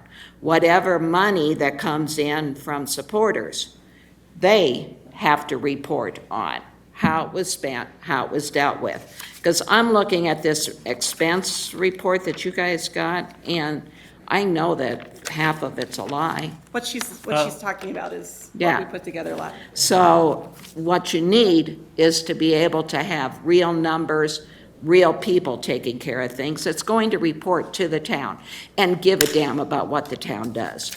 That's it. So, look, I see trustee Counterman and trustee Jeffrey, I see a million markers up right now. I guess we have some conversation from Maureen that says we could do this, we could take the handcuffs off and just cut them a check as citizen committee and disband our formal committee. You could also As- take the donate, I mean, you know, one of the issues, I think, one of the reasons the town is involved is unless you form some sort of a 501c3, which takes a little bit of time, and you're not going to get that done by the fall festival. You know, when people make donations, sometimes they care about the tax deductibility of that donation. So it does make sense that people make donations, that you actually would do an agreement to, No, I'm shaking my head because that sounds an awful lot like we're getting back into the exact situation that, well, you can take donations from people who want to support an event, basically support your budget, donate to your general fund so that you can write them a bigger check for their event. that means we need to solicit the donations and then donate them back out. I mean, all I'm saying is, otherwise, you have a problem because people are just making donations to a loosely formed organization, which they may be willing to do. But Thoughts on where we are in the conversation currently, trustee Counterman? Other than just cutting loose the purse strings and letting them have control of the money, what if they had a legal question then? Do we have someone they could contact? In other words, we're gonna let them have control now, right? I mean, that's what we're looking at. And basically, that's control of the purse strings. They can do what they want with the money. But what if they are making plans to do something and there's a legal issue that comes up? Is there someone they can contact? I would say probably not. I mean, if they're not formally associated with the town, I'll let Maureen weigh in, but if they're not formally associated with the town attorney can't be giving them legal advice, would be my understanding. I'm happy to look over a simple contract or so for them, I mean, you know. But I represent the town, so. Can't hear you. I represent the town. That said, I'd be happy to, there shouldn't be that many legal issues that come up in putting on a simple event. Yeah, I know. And I'm happy to look over a contract or something, just pro bono for them. Outside of your role as town attorney. But I will say that the one thing that makes me nervous about just like being, like, you are now completely separate is that there are a lot of questions that we have, because like I said, and maybe Carol knows the answers to the questions, but like another question that came up just this week was, when we get vendors, do they have to buy some sort of a sales permit for the day? That came up because we were looking at what other towns do. So it's stuff like that where you're continually having questions about, that we need resources to be able to get answers to. And some of them aren't necessarily legal, they're logistical questions. How do we go about closing the streets? Is that just calling up the chief and saying, can you close the street? I mean, what's the process? So we do need continued support from the board and from the town. I'm not sure where that line gets drawn.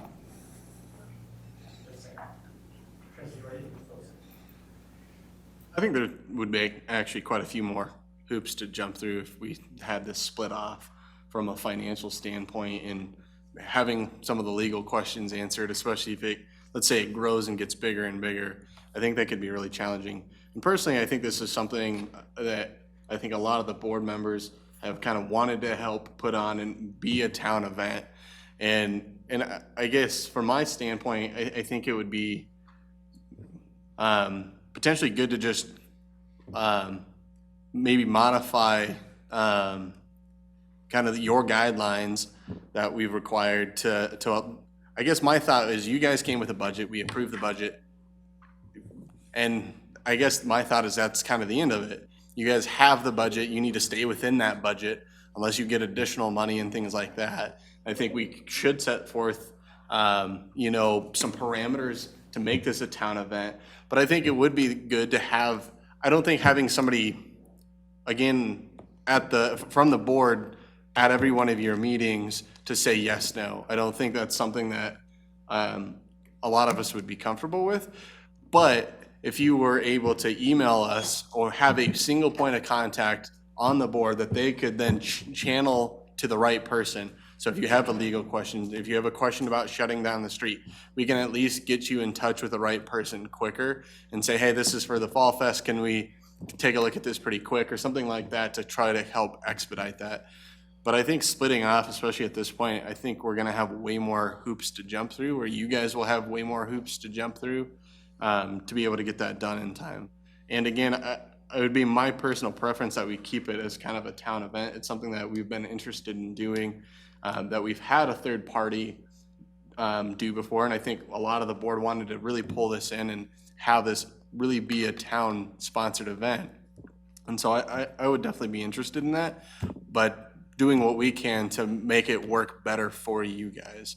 And if that's allowing you guys a little bit more free range, I think I'd be willing to do that. If it's appointing a liaison so you guys have kind of one point of contact so you don't have to go figure out who you need to contact with the town, that person does, making it a little bit easier. And if you have different ideas on how to make that work, I'm definitely open to that.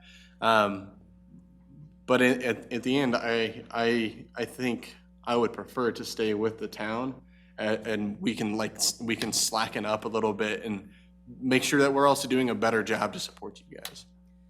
We actually talked about one other option, which I didn't present to you, which I'm just going to bring up in response to that.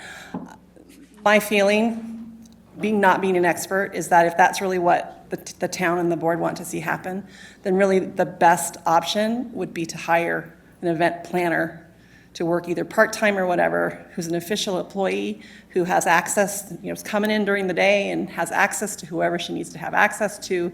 They have direct connections with the town attorney, all of that kind of stuff. If that's really the level that the town wants to maintain, then I think maybe that is something to consider. The volunteer option maybe isn't the best way to go if that's really what the board wants. It is something we're considering probably for next year's budget, but I don't know that we have the money this year. Trustee Strack? One option is to actually contract with someone For just this event. for just this event. We could do that. I think you should stay connected to the town. As far as financially, I think you should maybe set up a checking account with 2 signatures on it, and one from your events committee, and then some appropriate, no? I think We won't be able to do that anyway without being a formal entity, so. I will tell you that one of our other clients, the City of Centennial, contracts with an organization or a company called, a company called Team Player Productions. They put on like 7 or 8 events every year for that city. And I mean, they do huge events for $10,000, which is not nothing, but they also go out and they seek the sponsors to offset some of those expenses. So just something to look at if you've got any wiggle room in your budget. Trustee Jeffrey? You talked about removing the handcuffs a little while ago and potentially looking at that as an action item tonight. I would be interested in August, I would be interested in potentially taking action tonight so that they have a maximum amount of time to move forward. To Trustee Doherty's point about, us being a sponsor, if we're giving at least 50% of what they're anticipating the budget would be, we would be listed first as a sponsor of the event, whether that committee is part of us or not. So I make a motion that we repeal resolution number 2019-4 that established the events committee. Or do I have a second? Okay, I will open the floor to discussion on that particular motion, which is repealing the creation of the events committee, essentially allowing them to, Yeah, go ahead. Excuse me. Whether we want to repeal the events committee and let them become their own entity, and then presumably take action at the next meeting to cut a check to them. Discussion on that motion. I'm seeing click blacks.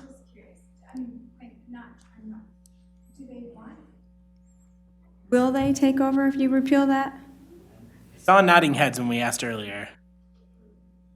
Yeah, Sorry, I just Nope, wanted to nope. clarify, because good point. if you get rid of it and then you have Mayor, nobody. may I Good speak point. to my motion? Yes. Thank you.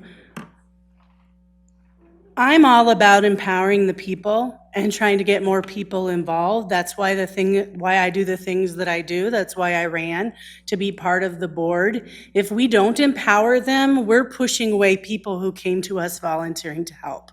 I feel like this is an amenable solution, at least for this time. I know I don't have time to work on planning and putting on the fall festival. And if they say, we're out, then it's on us. I think this is a good solution right now.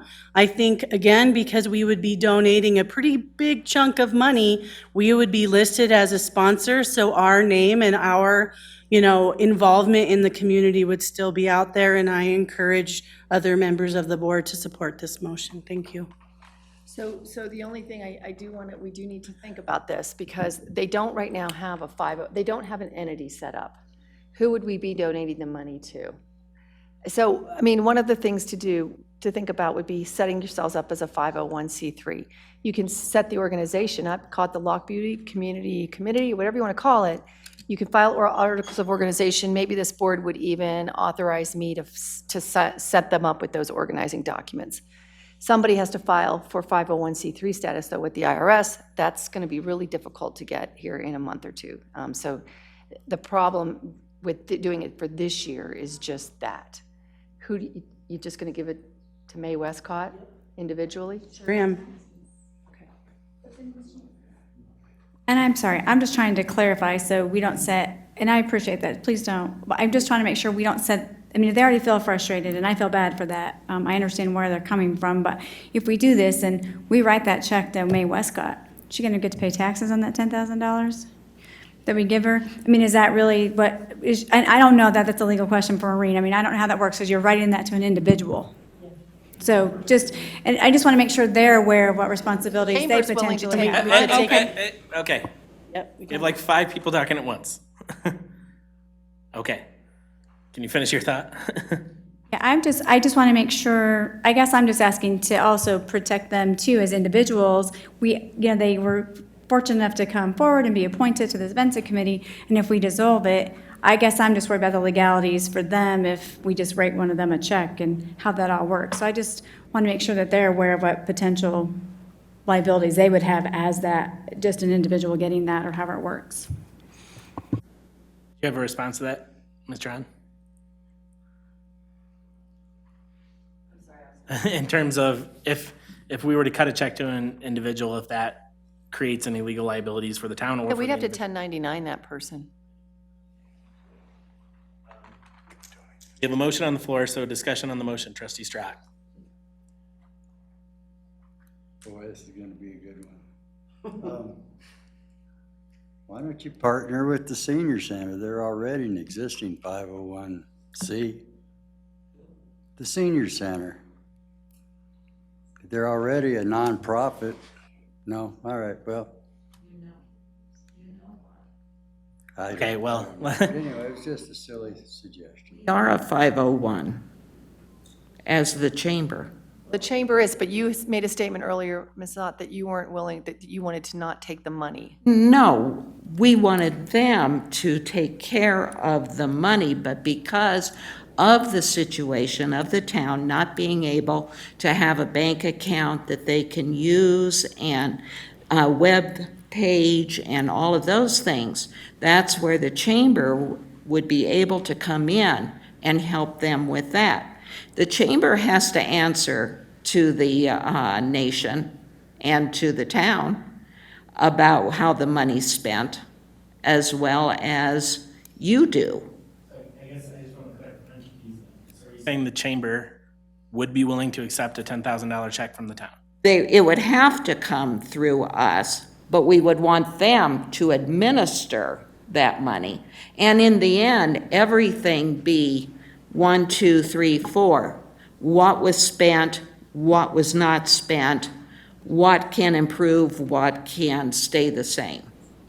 And I think that's just something that is logistically the only answer at this point, unless we have another nonprofit to do it.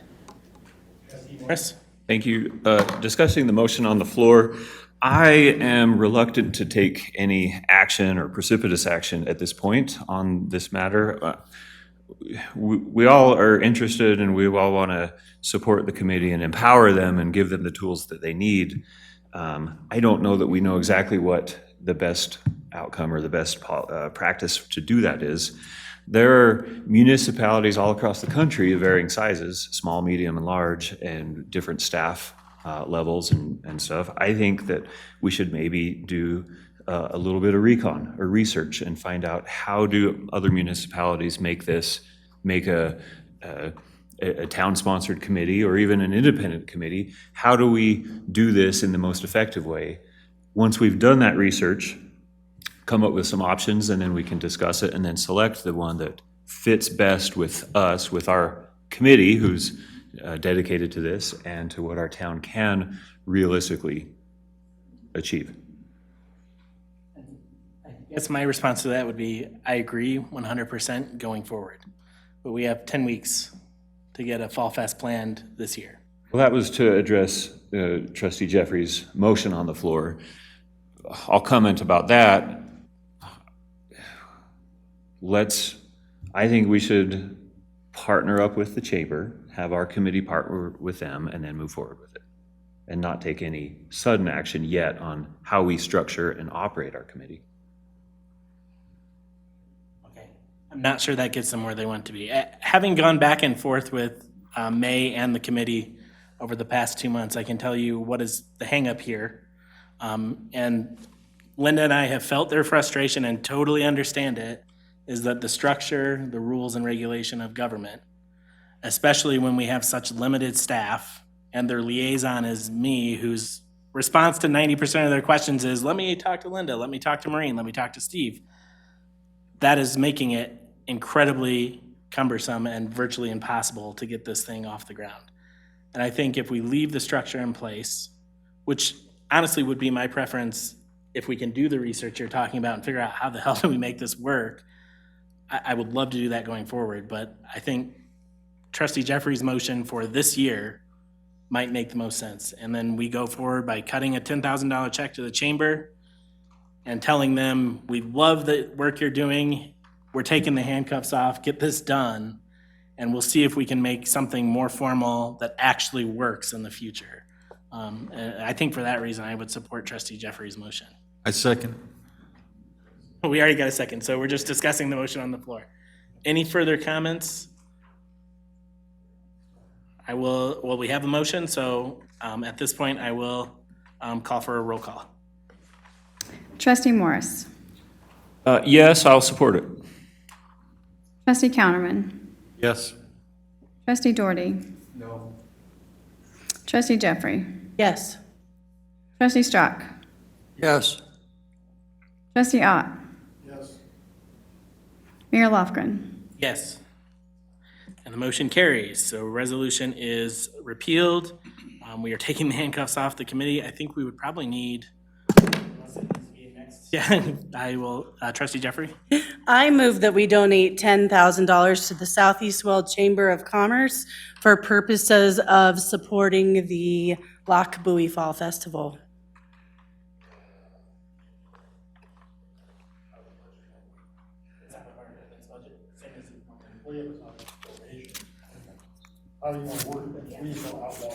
I'll take that as a friendly amendment, change the word donation to payment. A motion, a second. Any discussion on the motion? Yep, please, if you have something to say. Our only question back there with this, motion is, we were under the impression that we were receiving up to $10,000. Now, we love the more money, the merrier. But if, with our sponsorships, let's say we have a great successful sponsorship campaign and we have money left over, how do we get that back to do we donate that back to the city? Always cut a check back to the town. Okay, that'll be the plan. Good question. Any comments on the motion? Then I will call for a roll call. Trustee Strzok. Yes. Trustee Ott. Trustee Morris. Yes. Trustee Counterman. Yes. Mayor Lofgren. Yes. Trustee Doherty. No. Trustee Jeffrey. Yes. Carries 6-1. So I think that kind of surprises some of us on the board as to what was going to happen tonight, but I think it's great news for you guys. Get it done. Thank you all for all your hard work. Yes, thank you. Next item on the agenda is staff comments. Chief McCoy. I don't really have anything, I don't have anything in addition to my report to discuss about the police department specifically. Our Citizens Academy, which was scheduled for July 24th, has only got three applicants. So I don't think that's going to happen. We're going to maybe try to push it to a little bit later and see if we can't get any more applicants for that. And Chief, who left? Sorry? No, Citizens Police Academy. Oh, okay, sorry. Yeah. Citizens Academy. Nope, we're good. We're full staff. We're rocking and rolling. And then we have Public Safety Day on August 17th. August 17th is Public Safety Day. We're going to have it at the school in the same area that we've had the festivals before.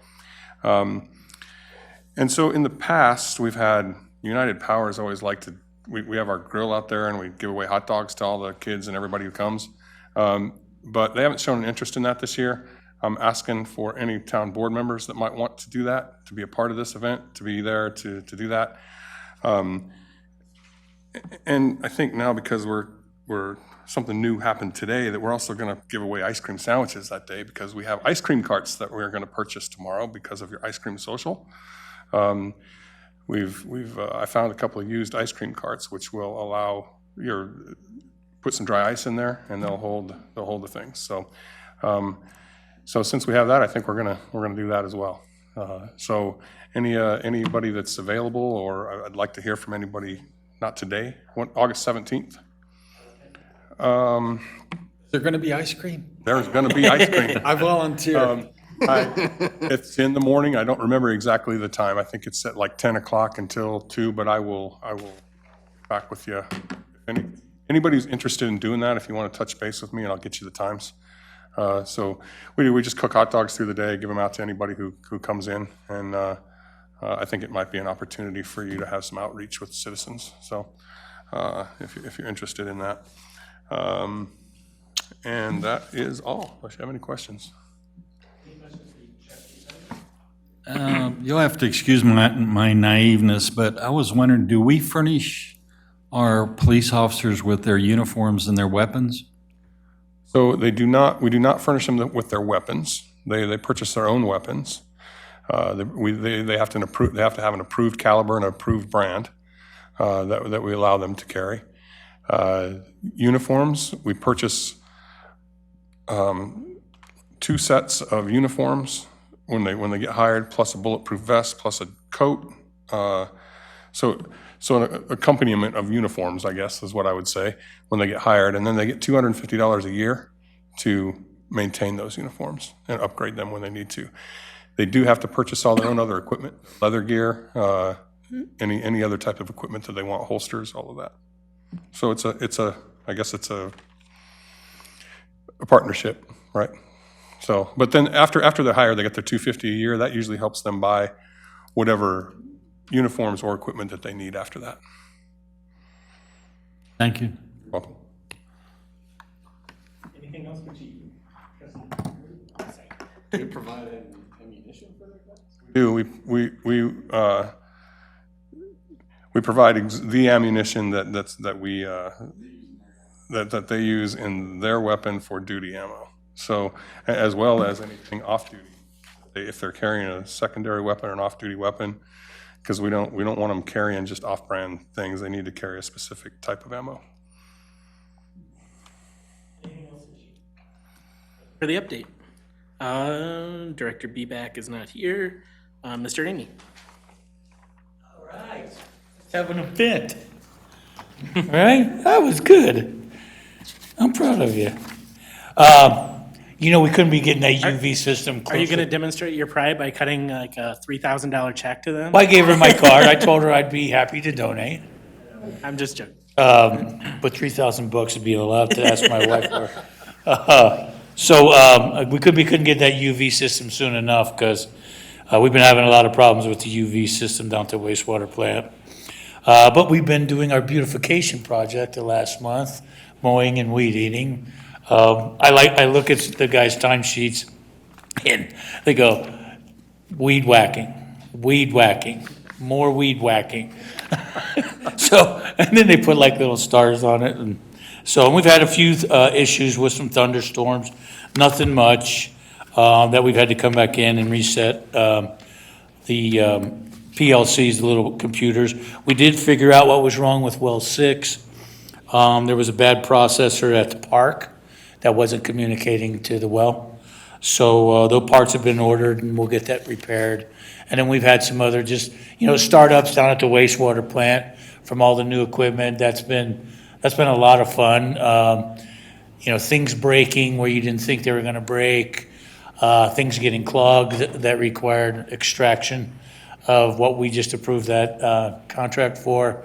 But things are working out good. We're just having a couple little, startup issues, but we're getting them nailed out. So on our CIP stuff at the wastewater plant, we met 2 contractors down there to get started on the SCADA system, as well as the DOORP control, and then the air conditioning. So I'll be coming back next month with a proposal for the AC and the SCADA for the wastewater out of the CIP, as well as on the water system, a new RO pump, and then the blending valves. I'll come back next month for those. Other than that, everything's going good. You can see our flows are up. You guys if you look at the front page of the report, our flows up are over 150,000 gallons a day. So we're getting close.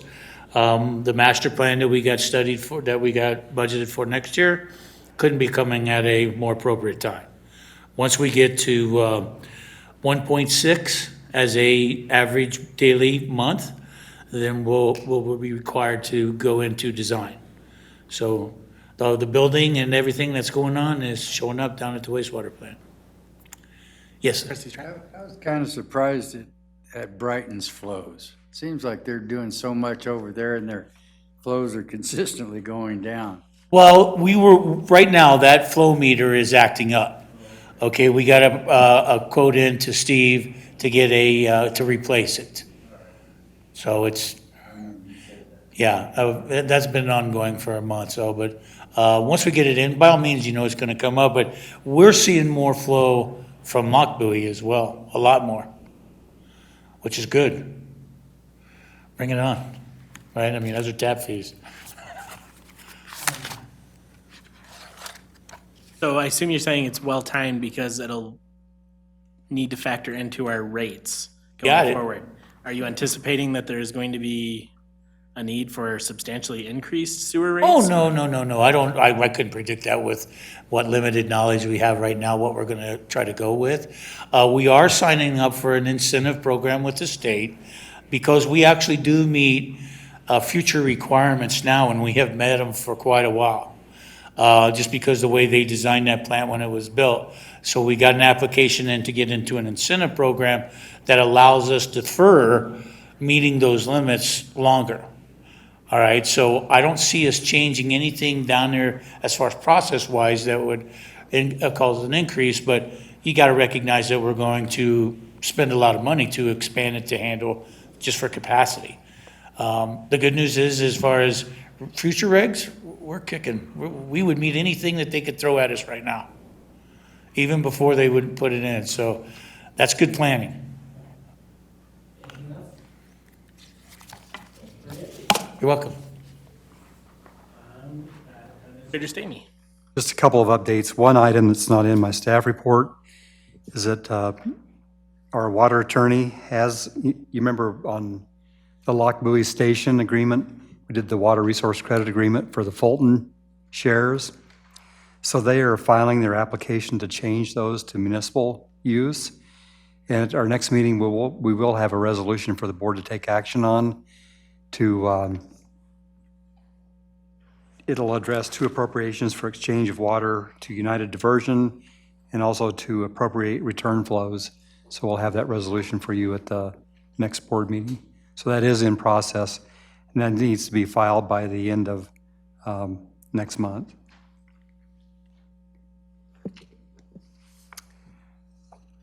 So unless you have any questions on other items in my staff report, I know we have people waiting for our work session, so.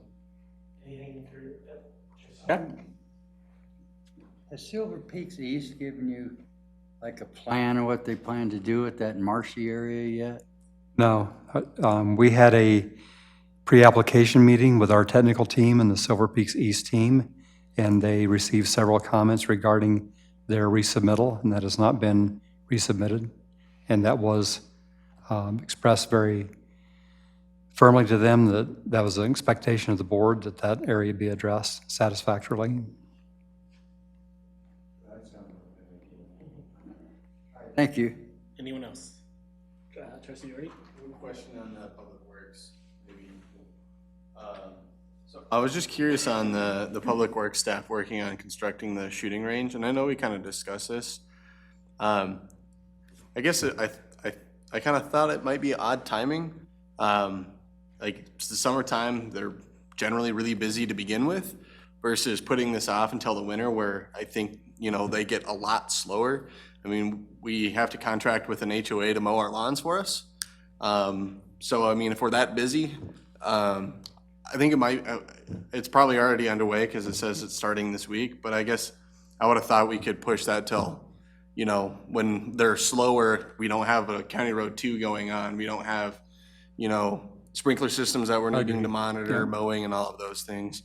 I was just kind of curious on just kind of the timing of that. It hasn't been any full-time work out there. We've gone out to look at the site, and I think maybe David's assessed kind of where we went out with the chief and kind of in fact, we revised the amount of dirt moving around and kind of the design a little bit, but they haven't really been out spending time out there right now.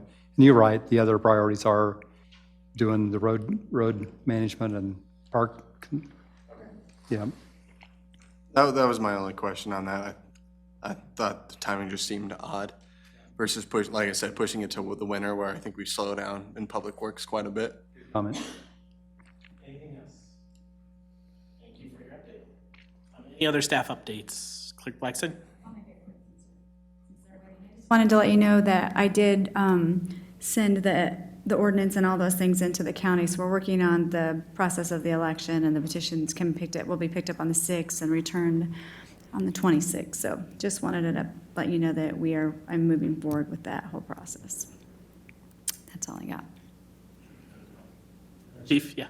Okay, so Debbie's printing them right now. It's from 9 to 3 for the Public Safety Day on August 17th. We have flyers that I'm printing for each one. At Lock Buoy Elementary? Yes. Cool. Any other updates? Okay, seeing none. Mayor Trustee comments. Trustee Strock? A thought I had the other day was about Bell Mountain water. Since we've been getting all this free river water, what's happened to our Bell Mountain water? Could you repeat your question there? Kind of wondering what's happened to our Bell Mountain water. The last 2 years, we've had enough free river water that I don't think we're pumping up here. And so is it going to Ravina or Castle Rock or? Have our water rights in Bell Mountain. So we don't use them or? Right, and we're saving money by not pumping. Okay, then something, I'd have thought about a veterans park would be really nice, some type of little monument somewhere in the town. Maybe Silver Peaks East would be a good place for that. And also on the website, you know, I looked at it the other day and I really wasn't able to find anything. If I was a citizen looking for some type of help, I know we talked about Weld County has a brochure of all the stuff. I mean, you know, Denver area and DRCOG, you know, they got $14 million that are coming in the next year for aging American services. And if we don't advertise the services that are available to our citizens, I think we're shortchanging them. I don't think Weld County gets, you know, that kind of money, but I don't think we've really made it accessible to the people. And I don't know how to fix that, really. You know, so it'd be nice if we had a link on our website, you know, that would link them up to Weld County services, I guess. Because there's so many things from cleaning your gutters to legal assistance to food, et cetera, et cetera, et cetera. And if the people can't get to it, something I realized here recently, which is kind of terrible, is that, you know, people would rather have a hardware store than a church. Isn't that something? So that's all. Thank you. Trustee Morris? I have nothing. Trustee Counterman? Nothing. I just wondered if we might consider for the safety day that Chief was talking about, us each taking like a 2-hour portion rather than like, hey, if you want to come, you know, then we're kind of like all making agreements and we'll have somebody there representing for part of it. I don't mind being there at the lunchtime part and handing out hot dogs. That's not a problem. But I would suggest maybe we consider doing that. I was just gonna say, I think that's a good idea. After the meeting, if you're interested in helping out with Chief's event, just stick around so we can figure out what shifts we can each take, kind of thing. Is it United Power that's frying the hot dogs, or? Well, they used to, that's what we're asking, Oh, if we want to do that this year. We get They're giving a donation, but I don't think they're gonna be involved in the event. We get to do that with electricity? Yeah. All right. Barbecue. Oh. That's all I had, thanks. Trustee Doherty? Trustee Ott? Nothing. And I only had a couple of quick things. Just a reminder on the ice cream socials, there's a handout in the back table that tells you where all the parks are. It's also on the website. Try and be at as many as you can be at. I obviously don't expect you to be at every single one. I would particularly like it if you were at the one in your particular neighborhood so that you can mingle with the people that you most closely represent. Second reminder, if you haven't seen it, there's a banner outside for the Camp Out event we're doing with Brighton. Tell people about it, share the news about it, try and get people encouraged to attend it so that we can make that agreement work. August 10th is our Oasis night from 6:30 to 8 p.m. Same thing, encourage people to attend. Let's make good use of this so that we can keep these kind of events going in the future. And then the last thing I wanted to note is last week, Maureen, Steve, and I and our library attorneys had a brief meeting with several other players related to the library issue. Good progress was made. That's the only update I really have on that for now, until we hear more from the library attorneys about where they think we should go next. But things are looking to move in a positive direction. And I think that's all I had for tonight. So with that, I will entertain a motion for executive session. I have a question. Yes. On the Oasis night, is the snack bar going to be open? It is not. They've let us know that they do not keep it open for the evening events. Okay. No, I was just wondering if we could let people know if it was going to be open or not, because if they come late and they need something to eat, then, you know, I was curious. That's a good thought. We should make a note of that somewhere. Move into executive session. I have a motion and a second to go into executive session for purposes of legal advice on a possible claim. Roll call, please. Trustee Ott. Trustee Doherty. Yes. Trustee Jeffrey. Yes. Trustee Strzok. Yes. Trustee Morris. Yes. Trustee Counterman. Yes. Huffman. Yes. So we are moving into executive session.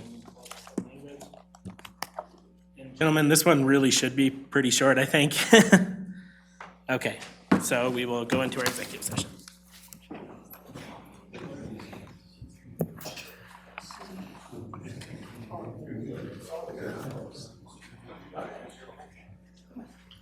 Sorry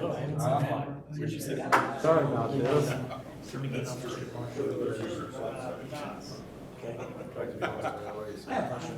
He needs water, that's what he needs. Oh my God.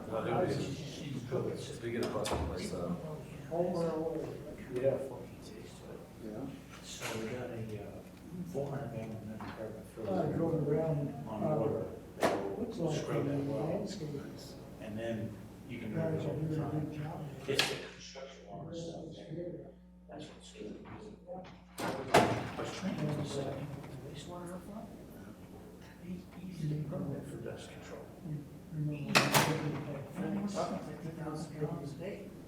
Oh, this thing. So I'll bring that up to the standard. I know he's struggling.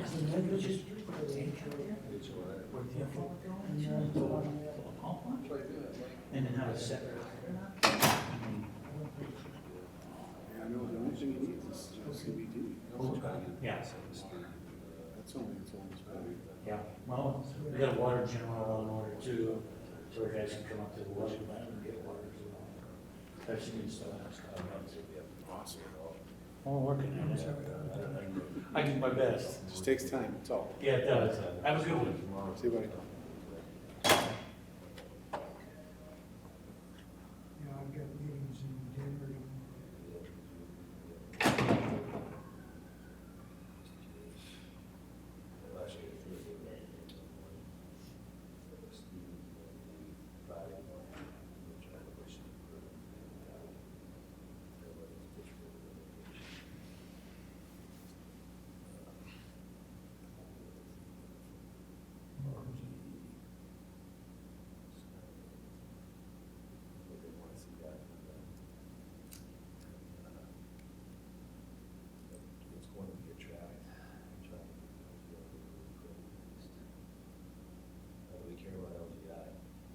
Hey.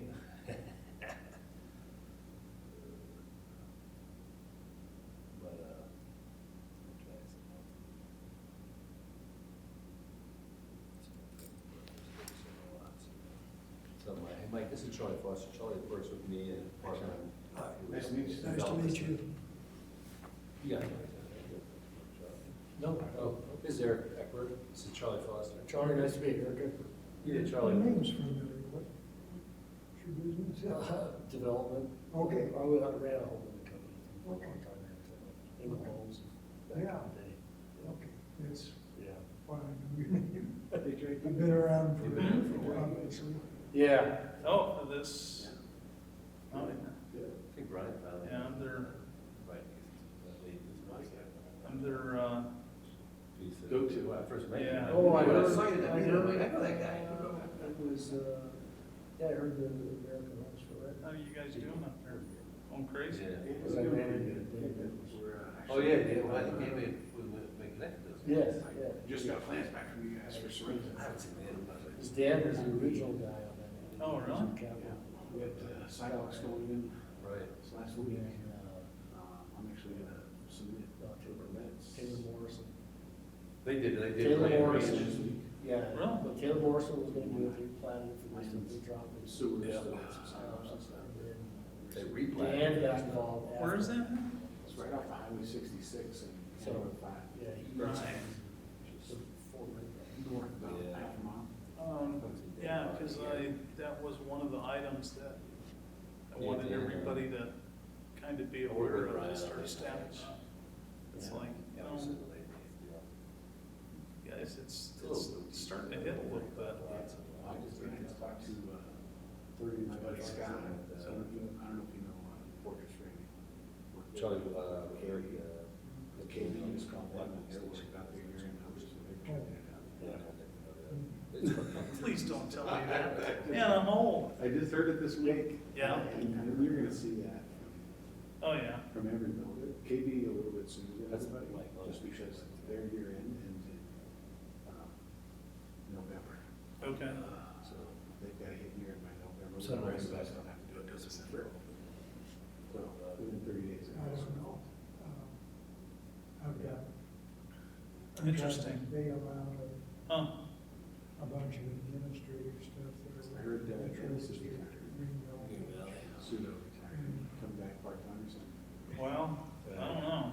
We had citizens. I keep sending them stuff every day and he keeps handing it back to me. No,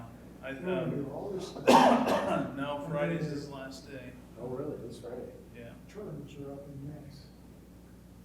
And it's just like, okay, you're gonna put all this in place. Yeah, It's like I know somebody. Barry's, he's shoveling as hard as he can. And then. What's Barry? In May, Inspections it was or? No, anybody with Barry's the property rights. plan review, building official, and I'm the inspection side of it.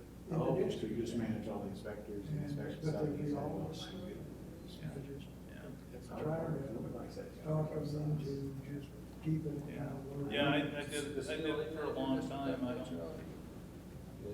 I like this side a lot better. It's just. Yeah. They just do. Yeah. Even on a cold day, it's still better. My problem with them. is Yeah, just man, there's I don't so know, many- like you said,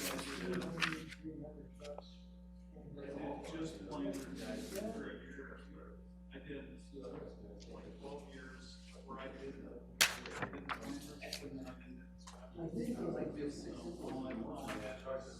hospitals, water treatment facilities, the ballpark and the arena.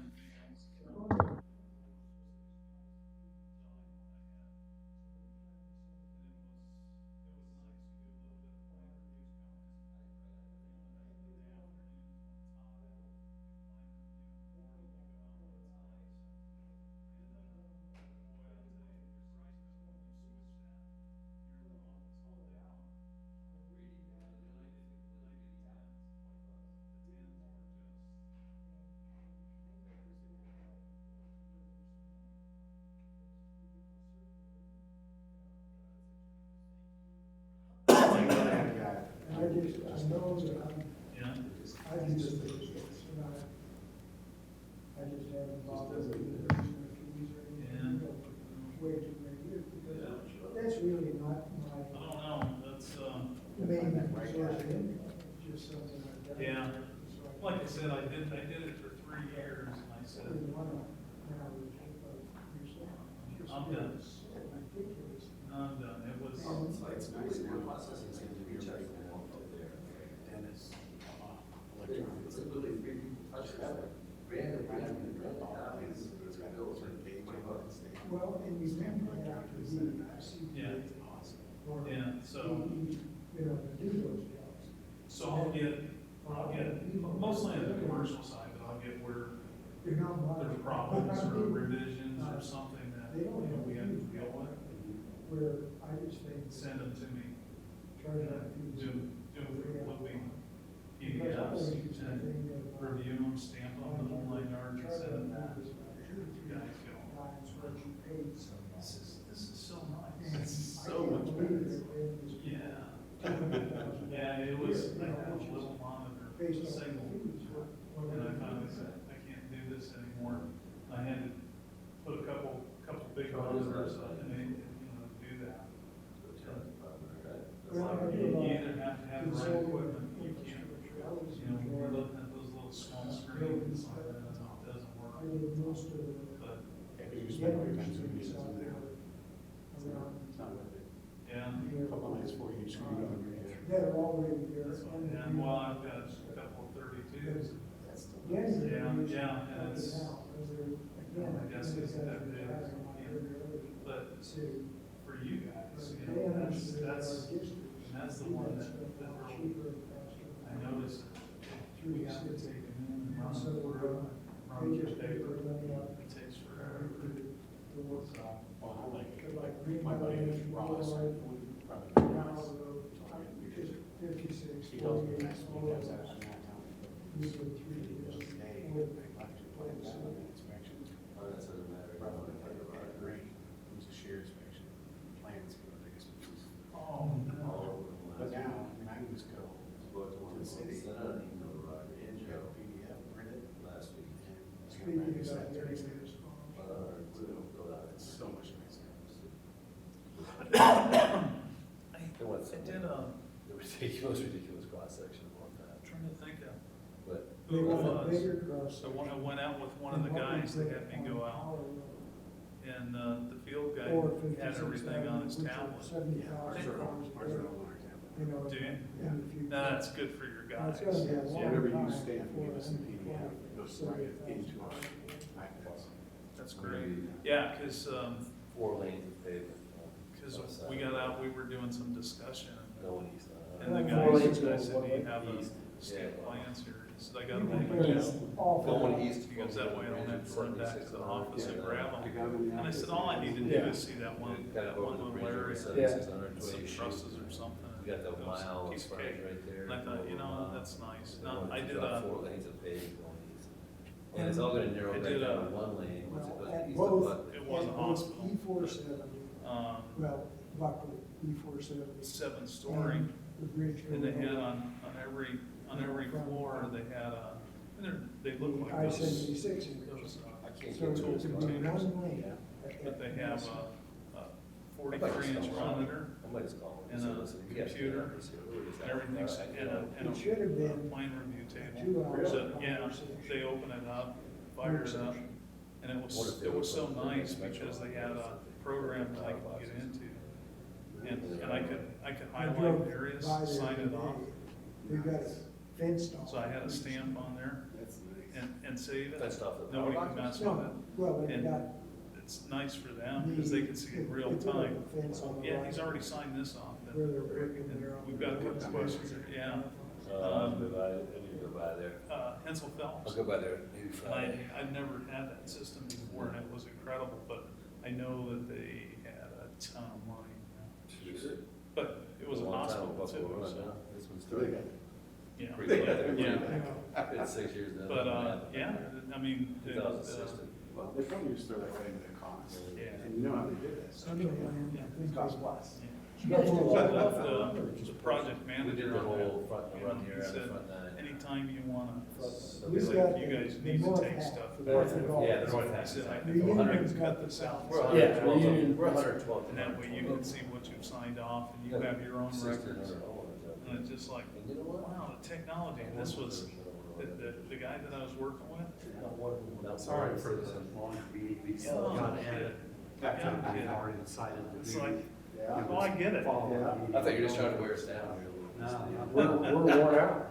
Yeah, we're like, whatever. So, Steve, I've already talked to him, they said, hey, whatever you think.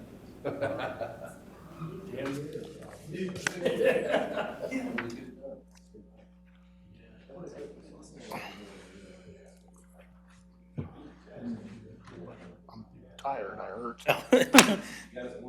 Nothing wrong with this. Okay.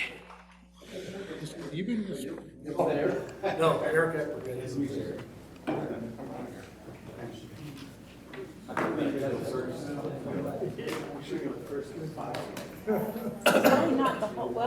Me. Well, because it'll be August, so Yeah. only some of it will go up, but it's on the website. Oh, we're Comcast used to be. Yeah. Not the whole thing, but there's a thing in it. There's something in it right now. Yeah, there was in the July one, and because part of it's July, and I'll put the August 10th one in. That doesn't sound very key to Don't forget now. I did. Yeah, yeah, You got 2, so you can't miss it now. yeah. Yeah, yeah, they're, and they have mobile stuff and everything else. On the road. It's freaking 9. But they're, I mean, they have great. No, it wasn't. Okay, Oh, there's energy code. another spiel, jeez. Oh, that's true, yeah, well, a little bit. I'm gonna need a drink. Yeah. Actually, I got chocolate. Okay, ready? Yes. Hello? Oh, yeah. Let's go. I got it. Okay, yeah, weak side. Okay. The time is now 9:10 PM and the executive session has been concluded. For the record, if any person who participated in the session believes that any substantial discussion during the session or that any improper action occurred during the executive session in violation of the open meetings law, I ask you to state your concerns for the record. Seeing none, the next item on the agenda is a motion to adjourn into our work session. Do I have a motion? So moved. Second. All in favor, say aye. Aye. All opposed? Okay, we are in our work session on the building. Mr. Your Stamey. microphone's off. First session on building code discussion at our last board meeting, so this is a follow-up on a couple of items related primarily to the energy code.